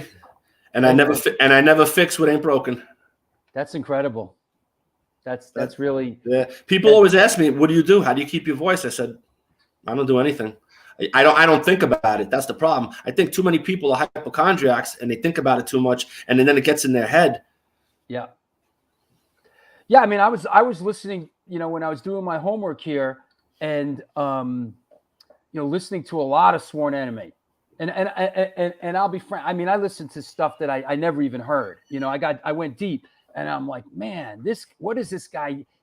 I got to ask him about, has he ever heard his voice or anything? No. That's amazing. It's funny because I remember Shutdown put out a record that was produced by Roger called Few and Far Between. Sure. And Mark asked me to sing on it. Like I did a couple of backing vocals, and I still remember to this day, Roger's like, "Dude, you sound like a demon. What is that voice?" I'm like, "I don't know. That's just what comes out, man." Hey, before we get into a Game Changer and all that, let's do a question or two. Mr. G75, any memories of the Resistance tour in 2003 in Europe? That was our first tour that we ever got asked to come to Europe with, that tour. And it was amazing. I mean, that Suicidal Tendencies, Ignite, Death by Stereo. We were talking about Ignite before, yeah. Madball, Us, Length of Time, and Knuckle Dust. Wow. I mean, that's a hell of a tour. Not only a hell of a tour if you've been there many times, but just consider that's our first time. Like that's what we get fortunate enough to go over to Europe and play in front of that crowd every night. It was amazing. Good way to come out of the gate. Definitely. Good way to learn the ropes. Absolutely. Yeah. 2003 was really a great year for us. Yeah. That makes sense. I'm not sure what Oliver's referring to here. Was that with All Shall Perish? Saw you guys in Manchester, UK on that tour. That was a different tour. That was 2008. I think he might have been referring to the photo I put up of you and the guitar player. No. That's a recent photo. That's 2019. Okay. which Shutdown song did he sing backups on? Few and far between. Makes sense. Makes sense. Let's talk a little bit about Game Changer, which is the latest record. And this is tell us about the record, how you feel about it, and who produced it in the process. Right now, I'm going to say that this is probably my favorite Sworn Enemy record. I mean, I love the recording. I think it sounds amazing. I think the music is great. And when it comes to the lyrics, I think that this is probably some of the best shit I've done. And I had a good partner in crime to help me with the lyrics. You know, Matt Garzilli, guitar player in the band, he really stepped up when I needed help with certain things that, you know, after you write so much, it becomes difficult to continue to write stuff. You know, like I wrote all the lyrics for all the records. Right. You know, sometimes you just run out of topics. It makes sense, man. Yeah, and you know, when I was writing this, he actually wrote two or three of the songs on this record. Obviously, I had my input on them as well. You know, I'm not going to let Matt write 3 songs on his own because I can't do that. But you know, he helped a lot, and me and him crunched when it came time to get these songs done for lyrics, and it's like this. I think this record is, to me, it's unbelievable. And where know, was this recorded? This was recorded in Oakland. We did it at Rob Flynn's joint where, you know, Machine Head records their records. Sure. Rob Flynn's the producer. Zach Owen, amazing job as an engineer. Like this dude is unreal. Like he came up with a lot of the sounds and shit, and just like it just blows my mind. Like when we heard like some of the stuff when it was starting to come together, we were like, holy shit, I can't wait for this to be mixed and mastered. This is gonna be awesome. And like I would love to work with those guys again on a next record, because it was just, for me, it was amazing. Like Rob really kind of like lit a fire under us too, because when we first got out there, we were a mess. And I'm under the impression that Rob has a different way of working. You know, right. He probably, well, I'm not gonna say probably, he has everything already done by the time they come to. You know, their pre-production's already done. You know what our pre-production was? trying to finish writing the songs there. And you know, him and Zach one night, after seeing what kind of a disaster with a train wreck we were as a band and not ready to really record a record, they came to the hotel we were staying at and showed up there and was like, "Am I taking you guys' money for nothing? I mean, are you really ready to record a record? Is this?"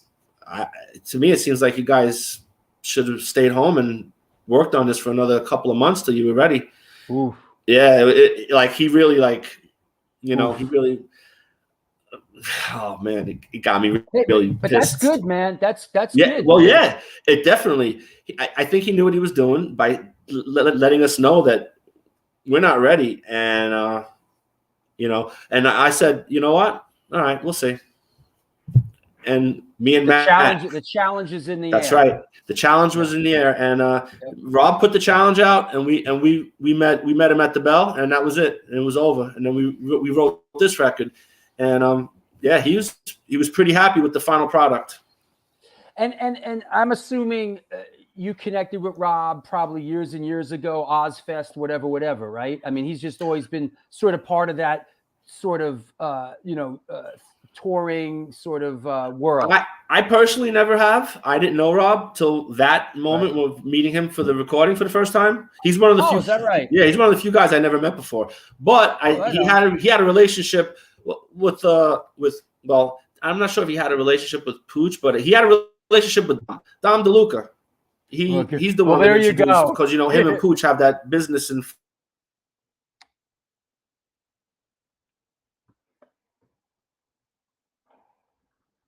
Hold on, he'll be back. He always is. All right, wait. Him and Dom, Pooch and Dom have the business. What? They have a business in Melrose, in California, Brooklyn Projects. So Dom knows everybody. Well, Dom was a DJ at L'Amour's. For those that don't know, he also had a booth at the flea market all the way out at what am I thinking of? out in Brooklyn, all the way out Sheepshead Bay. What's it? Let me hold on. Oh, Caesar's Bay. Caesar's Bay Bazaar. Caesar's Bay, yeah. I used to go there and get all my freestyle records. Everybody, right? Yep. So Right. yeah, so Dom knows everybody in the industry, and Pooch was there, and Rob happened to be at the shop, and you know he goes, "Oh, why don't you produce One Enemy's new record?" He goes, "Okay." Just like Pooch comes home and tells us the story. He's like, "Yeah, he just said it. Sure, why not?" And we were like, "Rob Flynn, that's pretty big. That's big for us, you know." Hey, he knows his stuff too. And Yes, he does. What label was Game Changer put out on? M Theory. It took me a minute to think about it. M Theory. M Theory. M Theory Records. Yep. Cool. Marco Barbieri, a guy who used to actually work at Century Media. Right. That's right. Yep. Yep. And you're a big freestyle fan, is that right? Oh, hell yeah, bro. Westbury Music Theater. Always go out to see the summer jams when Cynthia, TKA playing, Johnny O, Suave, you know, all that shit's good stuff. I love it. Look, growing up where I grew up, you know, in Queens, is like there was a big Italian influence too, you know. So I didn't only hang out with kids that, you know, went to L'Amour's. I hung out with kids that went to the city and went to the clubs too. Yeah, I got to tell you something. Stevie Malibu, right? Oh boy. I talked to Steve because, you know, doing my homework. I'm like, yo, what do you got on this guy? Right? I'm reading off my notes. And I quote Stevie here. Huge 80s freestyle fan. There you go. Guido style. Loves white sneakers. White sneakers. That's awesome. That's it for me. Ginzaloons. You know it. Oh, that's great. Oh, that's awesome. You know, man, you know, it's just we are lovers of music, man, you know, and it's just you know, there's a lot of stuff. I'm a music lover, you know. Same. You know, it doesn't matter what style. I can listen to anything, really. Yeah. Like it would be so strange when we would be out, because you know how Europe. Yeah. And not to say anything bad about it, but Europe is, if they're into their metal or hardcore, they're into their metal or hardcore, and that's it. That's it. Right. That's so they can't get it when they see somebody listening to, like, they looked at me, like, because me and Lorenzo were big freestyle fans, and we were jamming, like, you know, Cynthia and shit, and they were looking at us like we had like three heads. What the fuck are you guys listening to? Like, yeah, for real. Like, am I missing the joke? Is it a joke? Exactly? But you know, you know as well as anybody. Growing up in New York, it's a big melting pot. Everybody listens to everything. Yep. Yeah, and I went to public school in New York too for a while. So, God, going to public school in the Bronx, you know, exposed me to a lot of stuff. You know. I'm sure. Yeah, that was crazy. Me and Big Rob with the white sneakers. Yeah, right. There you go. Let me see. Adrian asks, was Prepare for Payback written while you guys were in Oakland? Not completely. We had I would say we have 70%, 80% of the music done here, but we wrote a lot of stuff. Like the song Coming Undone, we actually wrote, well, we had wrote it a while back, forgot about it, and then I brought it back because I wanted it on the record. I thought it was a really great song, and we actually had to rewrite it kind of there. So yeah, none of the lyrics that you read in the notes now are probably the same as when I first got there. A lot of that was changed, but yeah, I'd say like 70-80% of the music was done. Makes sense. Hey, big Sunday shout out to Kevin Castle, Kevin Scandato. There he is. So One Enemy needs to cover a Divine song. Right. What's up, Kevin? I tried to get Kevin on the show today, but he had some family thing going on. Yeah, Kevin, you got to come on one of these days. We should do a Castle Heights kind of like show, a reunion type of show, and chop it up about Castle Heights. So let me know. So, hey, let me do my last sponsor shout out. Absolutely. And then we'll come back and we'll take questions from around the world. Sweet. All right. Well, there you go. This is the New York Hardcore Chronicles Live. It is Sunday shout out day. I hope you're doing well in your world. Tell your loved ones that you love them. That's important stuff.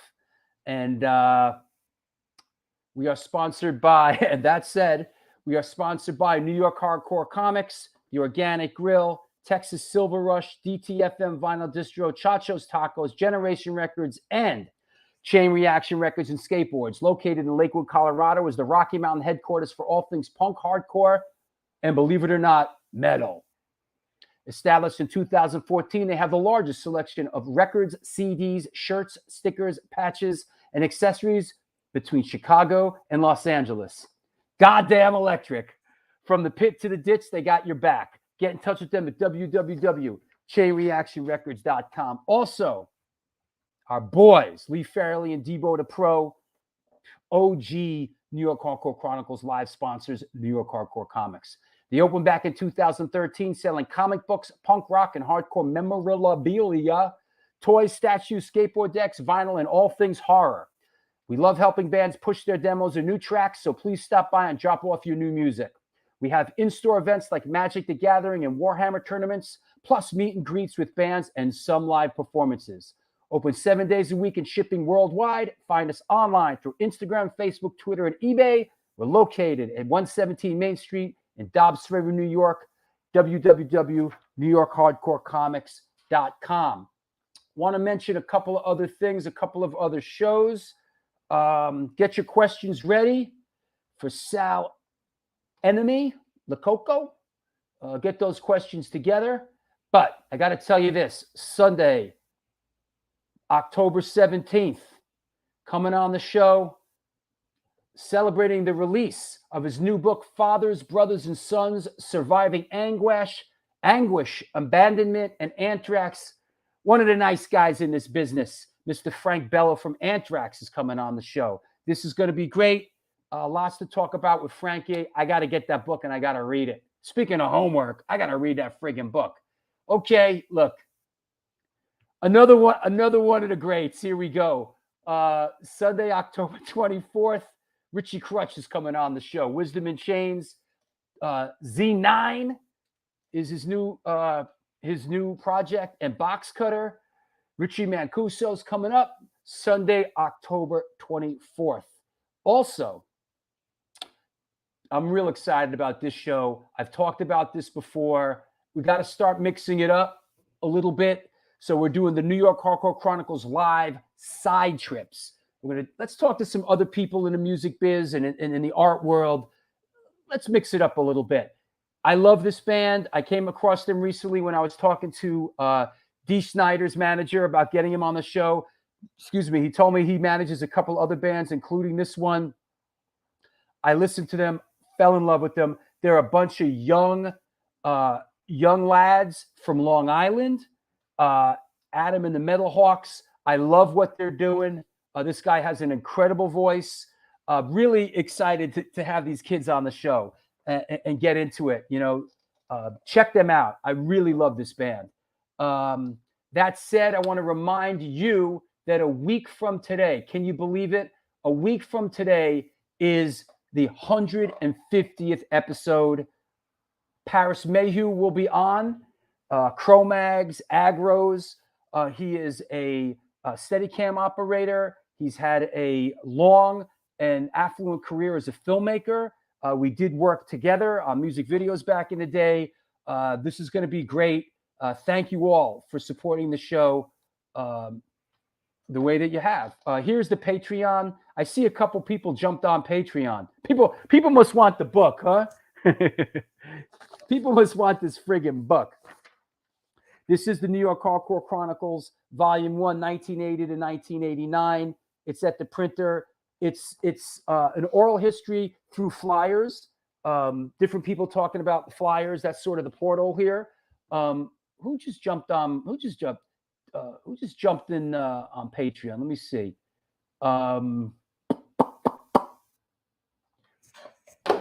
Let me thank Dave Roebuck. Thank you, Dave. And Eddie Ahmed. Thank you, man. Thank you both. Appreciate it. Come aboard. Join us on Patreon. It's the community within a community. Don't be shy. Let it fly. I think I got pretty much everything. Just looking through my pitches here. Yeah, we're good. Let me think. Antidote West Coast shows. We'll see you out there. Reach out on Instagram. There you go. Come follow us on Instagram if you have one of these things. I know some of you people out there still got a house phone. It's for you, Joey. It's for you. So yeah, join. Follow me on Instagram. There's a merch line underneath. Subscribe. Blah blah blah blah. You know what? I don't even want to hear myself talk. Let's take some questions here. All right, enough already. Yeah. How about that, Gajewski? 150's coming up. Thank you, Dave. Thanks for coming aboard, brother. I appreciate it, man. Phone. Phone.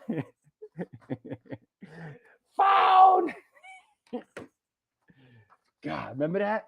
We had a phone in our kitchen, like it hung, with a really long cord, and it was rotary. So you'd sit there like it would take like 15 minutes. Did you ever have one of those back in the day? A rotary phone? 296-8272. That was my number back in Queens when I was lived there in the 70s. Still remember it. And that's before you had to put 718 in it, right? Exactly. We had one of the ones where it looks like a little box where you pick the handle up off the top. Oh God, yeah. And you do the Yep. Oh, that's great. Let's see. Let's do some questions. Frankie the Bell. Hey, we got Frankie Bello coming on the show. He's a friend of yours, right? Yeah, absolutely. Frankie's a great guy. One of the he's still like, one of those guys that's in a band that's been up here and still a humble dude. Like, completely nice guy. Amazing. Some nice guys in that band, actually. Yeah, there is. Joey Belladonna, another one. Like, super really nice dude, man. Yep. Sal, Cover Girls or Johnny O? For visuality, Cover Girls. For music, Johnny O. Fair enough. This is a good one. Here we go. Thomas Starkey. Nice to hear Sal show love to Bond Street, Castle Heights, Lemoore. What was his favorite New York City club to play? Castle Heights, no question. Yeah. That was home. That was home base, always. I mean, don't get me wrong. I loved playing, like, probably if I had to pick a second place, I'm going to say the Wetlands. Wow. Wetlands was, like, that was a great, great club. I really liked that place. This is an interesting one. All right, let's go with Chucky Brown here. Any memories? Any memories of recording the 2006 album, The Beginning of the End, and playing with, rest in peace, Paulie Nonek, Antignani? Antiani. Drummer, and the track After the Fall with Tim Lambesis, As I Lay Dying. Any memories of the recording of Beginning of the End? Yeah, I mean, it was the first time that we actually flew out for a recording. We went to it was San Diego, but like Encinitas and that area. That's where Tim had the studio, and Paulie had to actually learn how to play to a click to get shit done right. Because that's always a scary moment, bro. It really is, and I've seen that go bad. Being a hardcore drummer, you just play by feel. It's all feel, There's like no bad. Yeah, and every day he would have the headphones on, the Discman, listening to a disc of just clicking. I'm like, let me hear this, and there's no music, no nothing. It's just a click. That's it. So he had to learn how to do that, and that was like really a pain in the ass. But I mean, he got it down, and in my opinion, that record before Game Changer came out, that was my favorite record.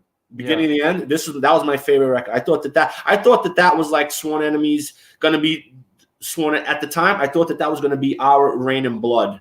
Like I thought that was gonna be the record that, because after all the good stuff that happened with As Real as It Gets, I'm like, this record is 10 times better. Yeah. We can only go higher. The ceiling is only higher for this record. And that's what I thought. After the Fall, great track. It was. actually, Tim is the one that suggested that he put his own voice on it because at the time, As LA Dying was a really big band, and I think they had to go through some legal. He didn't want to. For the bands like that to get on a record like ours, there's like legalities that they got to go through, paperwork that needs to be signed. It's got to be consented by the record label. So he just put it on there anyway because he liked the song and he wanted to get his vocals on there. That's cool. Will there ever be a vinyl re-release of Negative Outlook? I have the CD, but it's such a classic missing in my vinyl collection. I mean, I wouldn't say no to anything. Anything is possible. Who knows? It may pop up in the future. Yeah. I'm surprised that you can't find it out there to begin with. You know how much of our stuff has just been pressed without us even knowing? So really? The early stuff? So yeah, I mean, if you look hard enough, you may find a Negative Outlook vinyl out there somewhere. Yeah. Why so many band member changes in Sworn Enemy? You're giving Terror a run for their money. Well, here's the thing. Okay, so you get older, you have bills, Sworn Enemy. Guess what? Don't pay the bills. What are you supposed to do? Stay in a band, live on the street, go get a job, and be a normal human being. I can't fault anybody for wanting to leave. Everybody left under their own recognizance. It's fine. Nobody's ever been kicked out of the band. It's, people do what they do. It's, you have to live. And I get that. Now the lineup has been stable for a while now, right? This lineup has been, Jeff's been here since 2010. Matt's been here since 2010. Pooch has been here since 2011, end of 2010, early 2011. Taekwon's been here since 2015. I mean, so basically, with the drummer's been in for almost 7 years, and before that, it's been stable for 10, 11 years. Well, if you want to go based off of drummers, I have, including EPs, I have 8 records, 8 drummers. How's about that? Is that a record? That's yeah. It's pretty amazing. Yeah, that's great. Let me see. Besides Ozfest, what's your favorite tour Sworn Enemy has done? I know that's a loaded question, but give us some perspective on maybe some of the great ones. A great tour? Well, that 2003 Persistence tour, that was a great one. I mean, you don't. It's not every day that you get to have dinner with dudes that you grew up loving, like Suicidal Tendencies. Right. Mike Muir and Mike Clark sitting down and we're breaking bread every day with these guys. Yeah. It's pretty amazing right then and there, Suicidal's great back then too, man. In my opinion, they could do no wrong, really. Like, their early records, Join the Army, amazing. First record is unbelievable. How Will I Laugh, another great record. Love that record. Yeah. Love that record, man. Like I said, I grew up, I was a metalhead before I got into the hardcore stuff. So I liked that first, That How Will I Laugh is, people talk about like big crossover records or whatever. Right. Like, that was some other thing. That was because they had like the thrash, they had the hardcore, they had the punk, they had all kinds of crossovers going on in that record. Yeah, it was incredible. It was just amazing. Yep. What is this? In 2007. They played the Trendkill tour with Cataclysm, As Blood Runs Black, Too Pure to Die, and Suicidal Silence. Okay.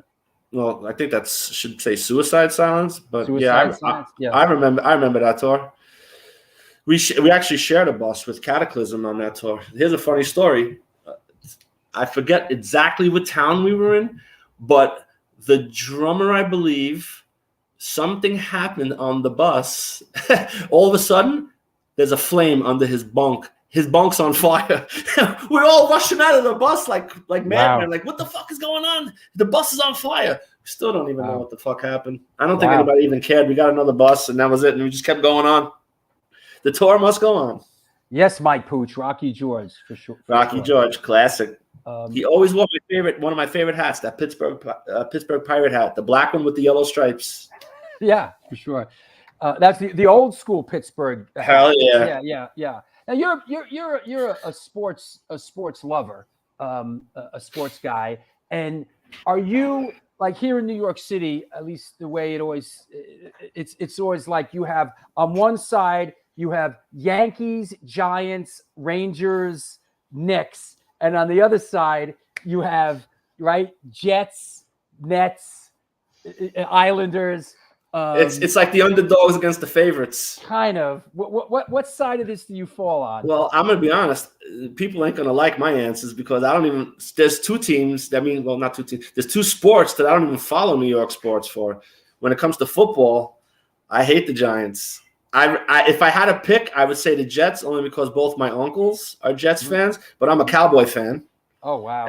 And when it comes to basketball, I don't really care about the Nets and the Knicks. I mean, I'd like to see them do well. They're a New York team, but I'm a Laker fan.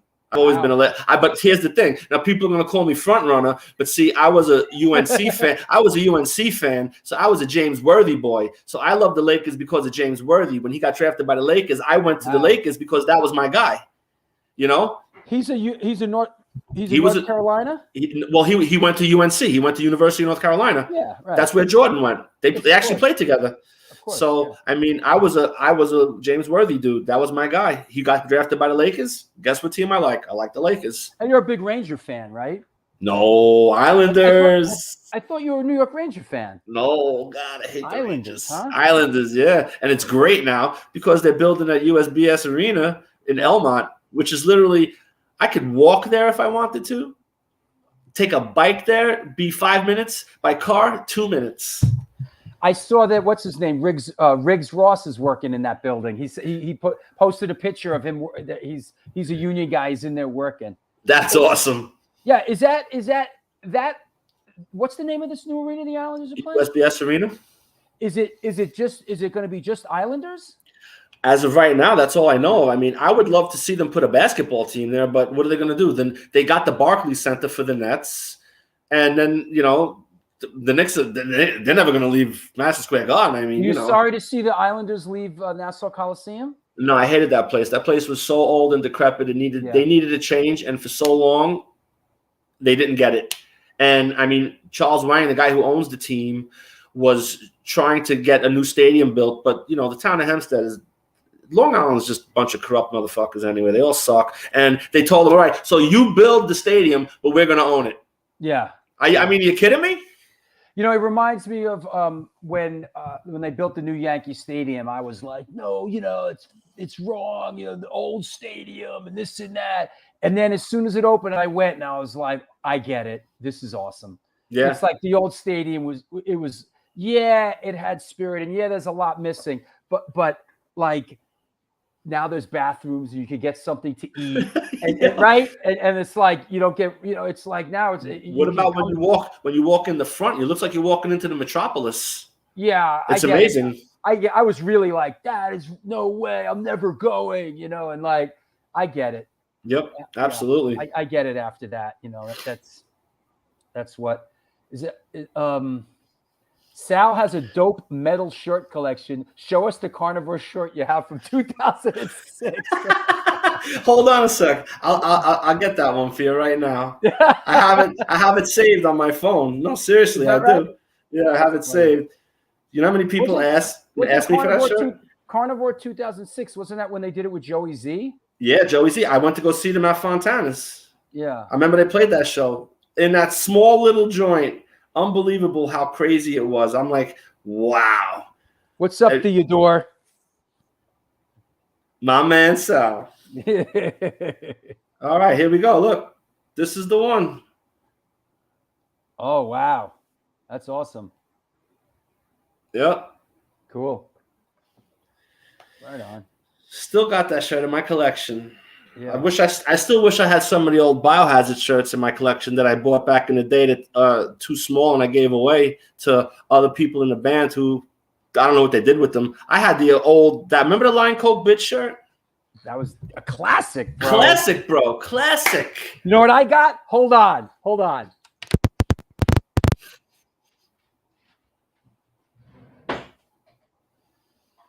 Panda.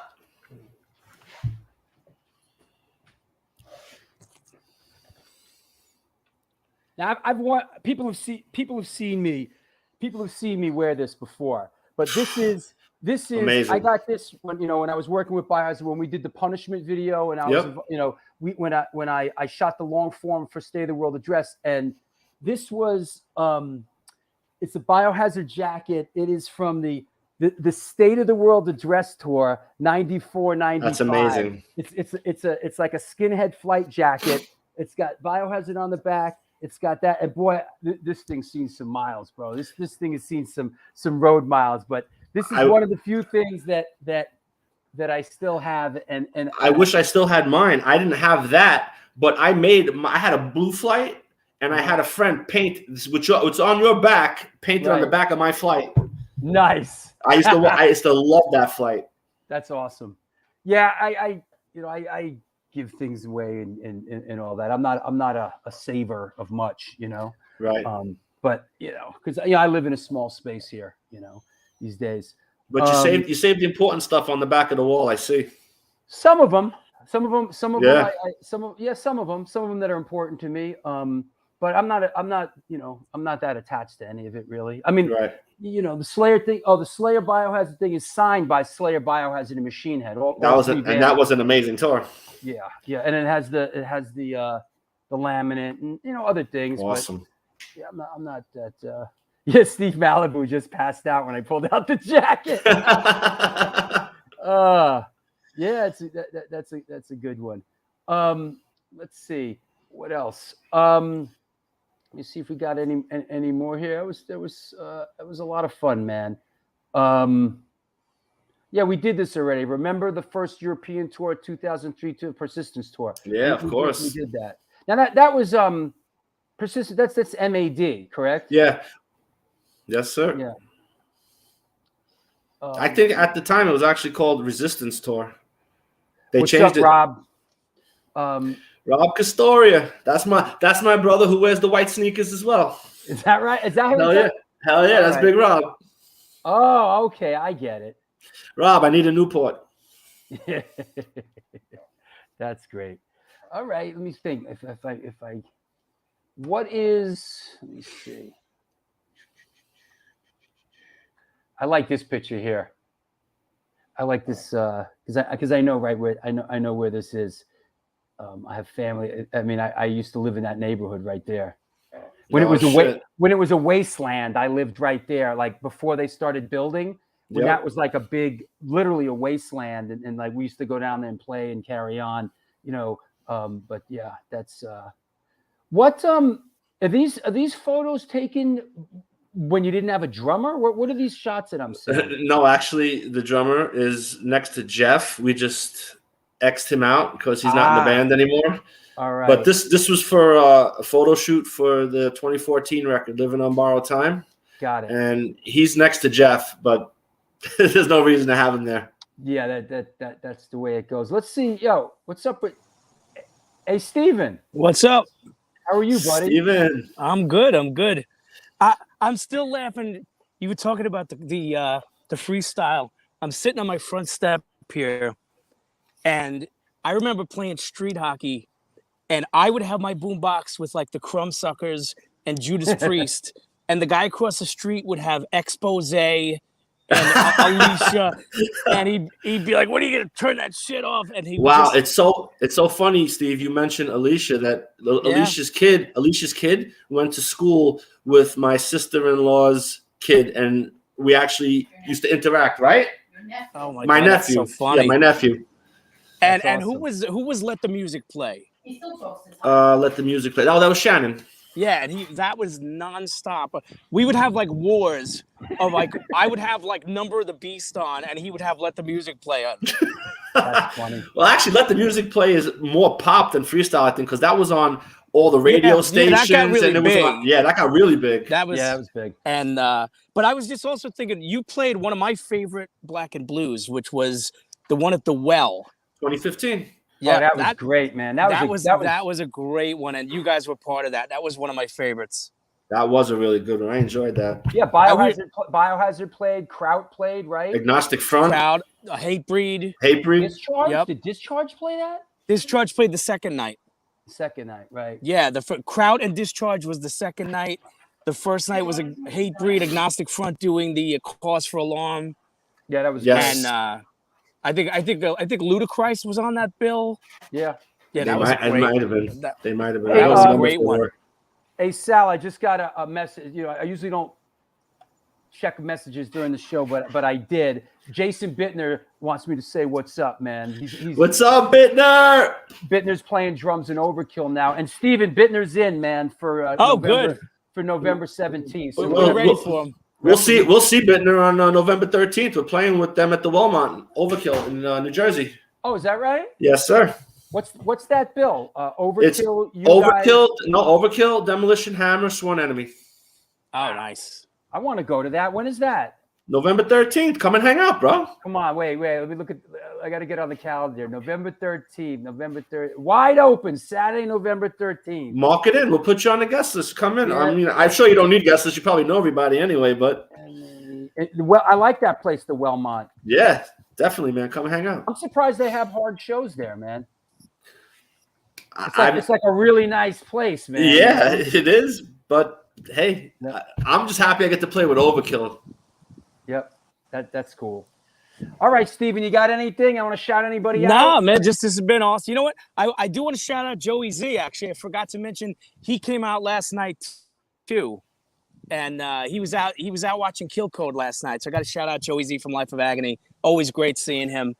And this has been a great episode. I loved the whole thing. The whole whiskey story was great, you know. And I mean, the Doors played the whiskey. I mean, dude, how many famous people have gone through those doors? Yeah. I mean, crazy. just it's kind of like the CBs of California. Yeah. You know, it's funny. The one thing I want to just share is that a friend of mine had a Super Bowl party years ago, and I didn't know anybody. I don't care for football. I went because he's a really good cook, and I was wearing a Sworn Enemy shirt, and it was the one that says "United We Hate" on the back. Oh yes. And I didn't know any of his friends from his other world. And the next day he said, "My friends all wanted to know who the Nazi I was that I invited to the Super Bowl party." Oh, that's great. And I'm like, "What are you talking about?" He's like, you had the shirt that said like "United We Hate" on the back. I'm like, no, it's a band. It's a band. Damn. But he never let me live that down too. And every time he see me, he'd be like, "United We Hate." And all right. So on that note, but listen, it was great having you, man. And I'm looking forward to seeing you guys soon. Yo, thanks a lot, Steve. I appreciate it, man. No problem. Take care. Bye. Take care. Was the drummer cropped out of this one too? Oh yeah. That's the same shoe. Yeah, bye. Hey, you know, I gotta figure that like what I said before about the show, like when things happen, I don't get up. I've done it. I gotta figure that at a certain point, like with you and the band, I mean, things happen. If somebody you don't freak out. You know, there's a lot of able-bodied people out there that are like, I mean, sure, you get attached to people, whatever, but you know, it's never like the end of the. It's never like a game ender. If someone never. No, right? There's an abundance of talent out there if you look. Yeah. You know, that's all you got to do is just look, put in the time, find the right people. Right. And that's what I have right now, really, to be honest. I mean, the band that everyone who's in the band right now is some of the best people. So I'm happy camper. Yep. Cool. Well, hey, it was a great show, man. And, awesome. I had a lot of fun chopping it up with you. Felt really comfortable and, you know, just going at it. Anybody you want to shout out on this Sunday? I'd like to shout out everybody who took the time to watch the episode and who follows you and keeps the scene alive and keeps underground going strong. Fantastic. Well, thank you, man. And let me see. Anybody? Yeah, great show. It was great. Martin says, Sworn Enemy is one of my all-time favorite bands. Cheers from Dead Man's Chest, Sal. Martin is a great dude, man. Love this guy. And I can't wait to see you when we come over to Europe, Martin. Yeah. Gajowski, thanks, Sal. Andy, thank you, Scott. Everybody. Yeah. Andy, love you, bro. Yeah, we had some great people on. Hey, let's keep in touch, and I'll see you out there when you play in a couple weeks. Yeah, definitely come to the show, bro. Definitely love to see you there. I will. Take care, man. Thank you. All right. Thank you so much, All right. Drew. I appreciate it. Take care, My everybody. pleasure. Bye-bye. Well, there you have it. It's the New York Hardcore Chronicles Live.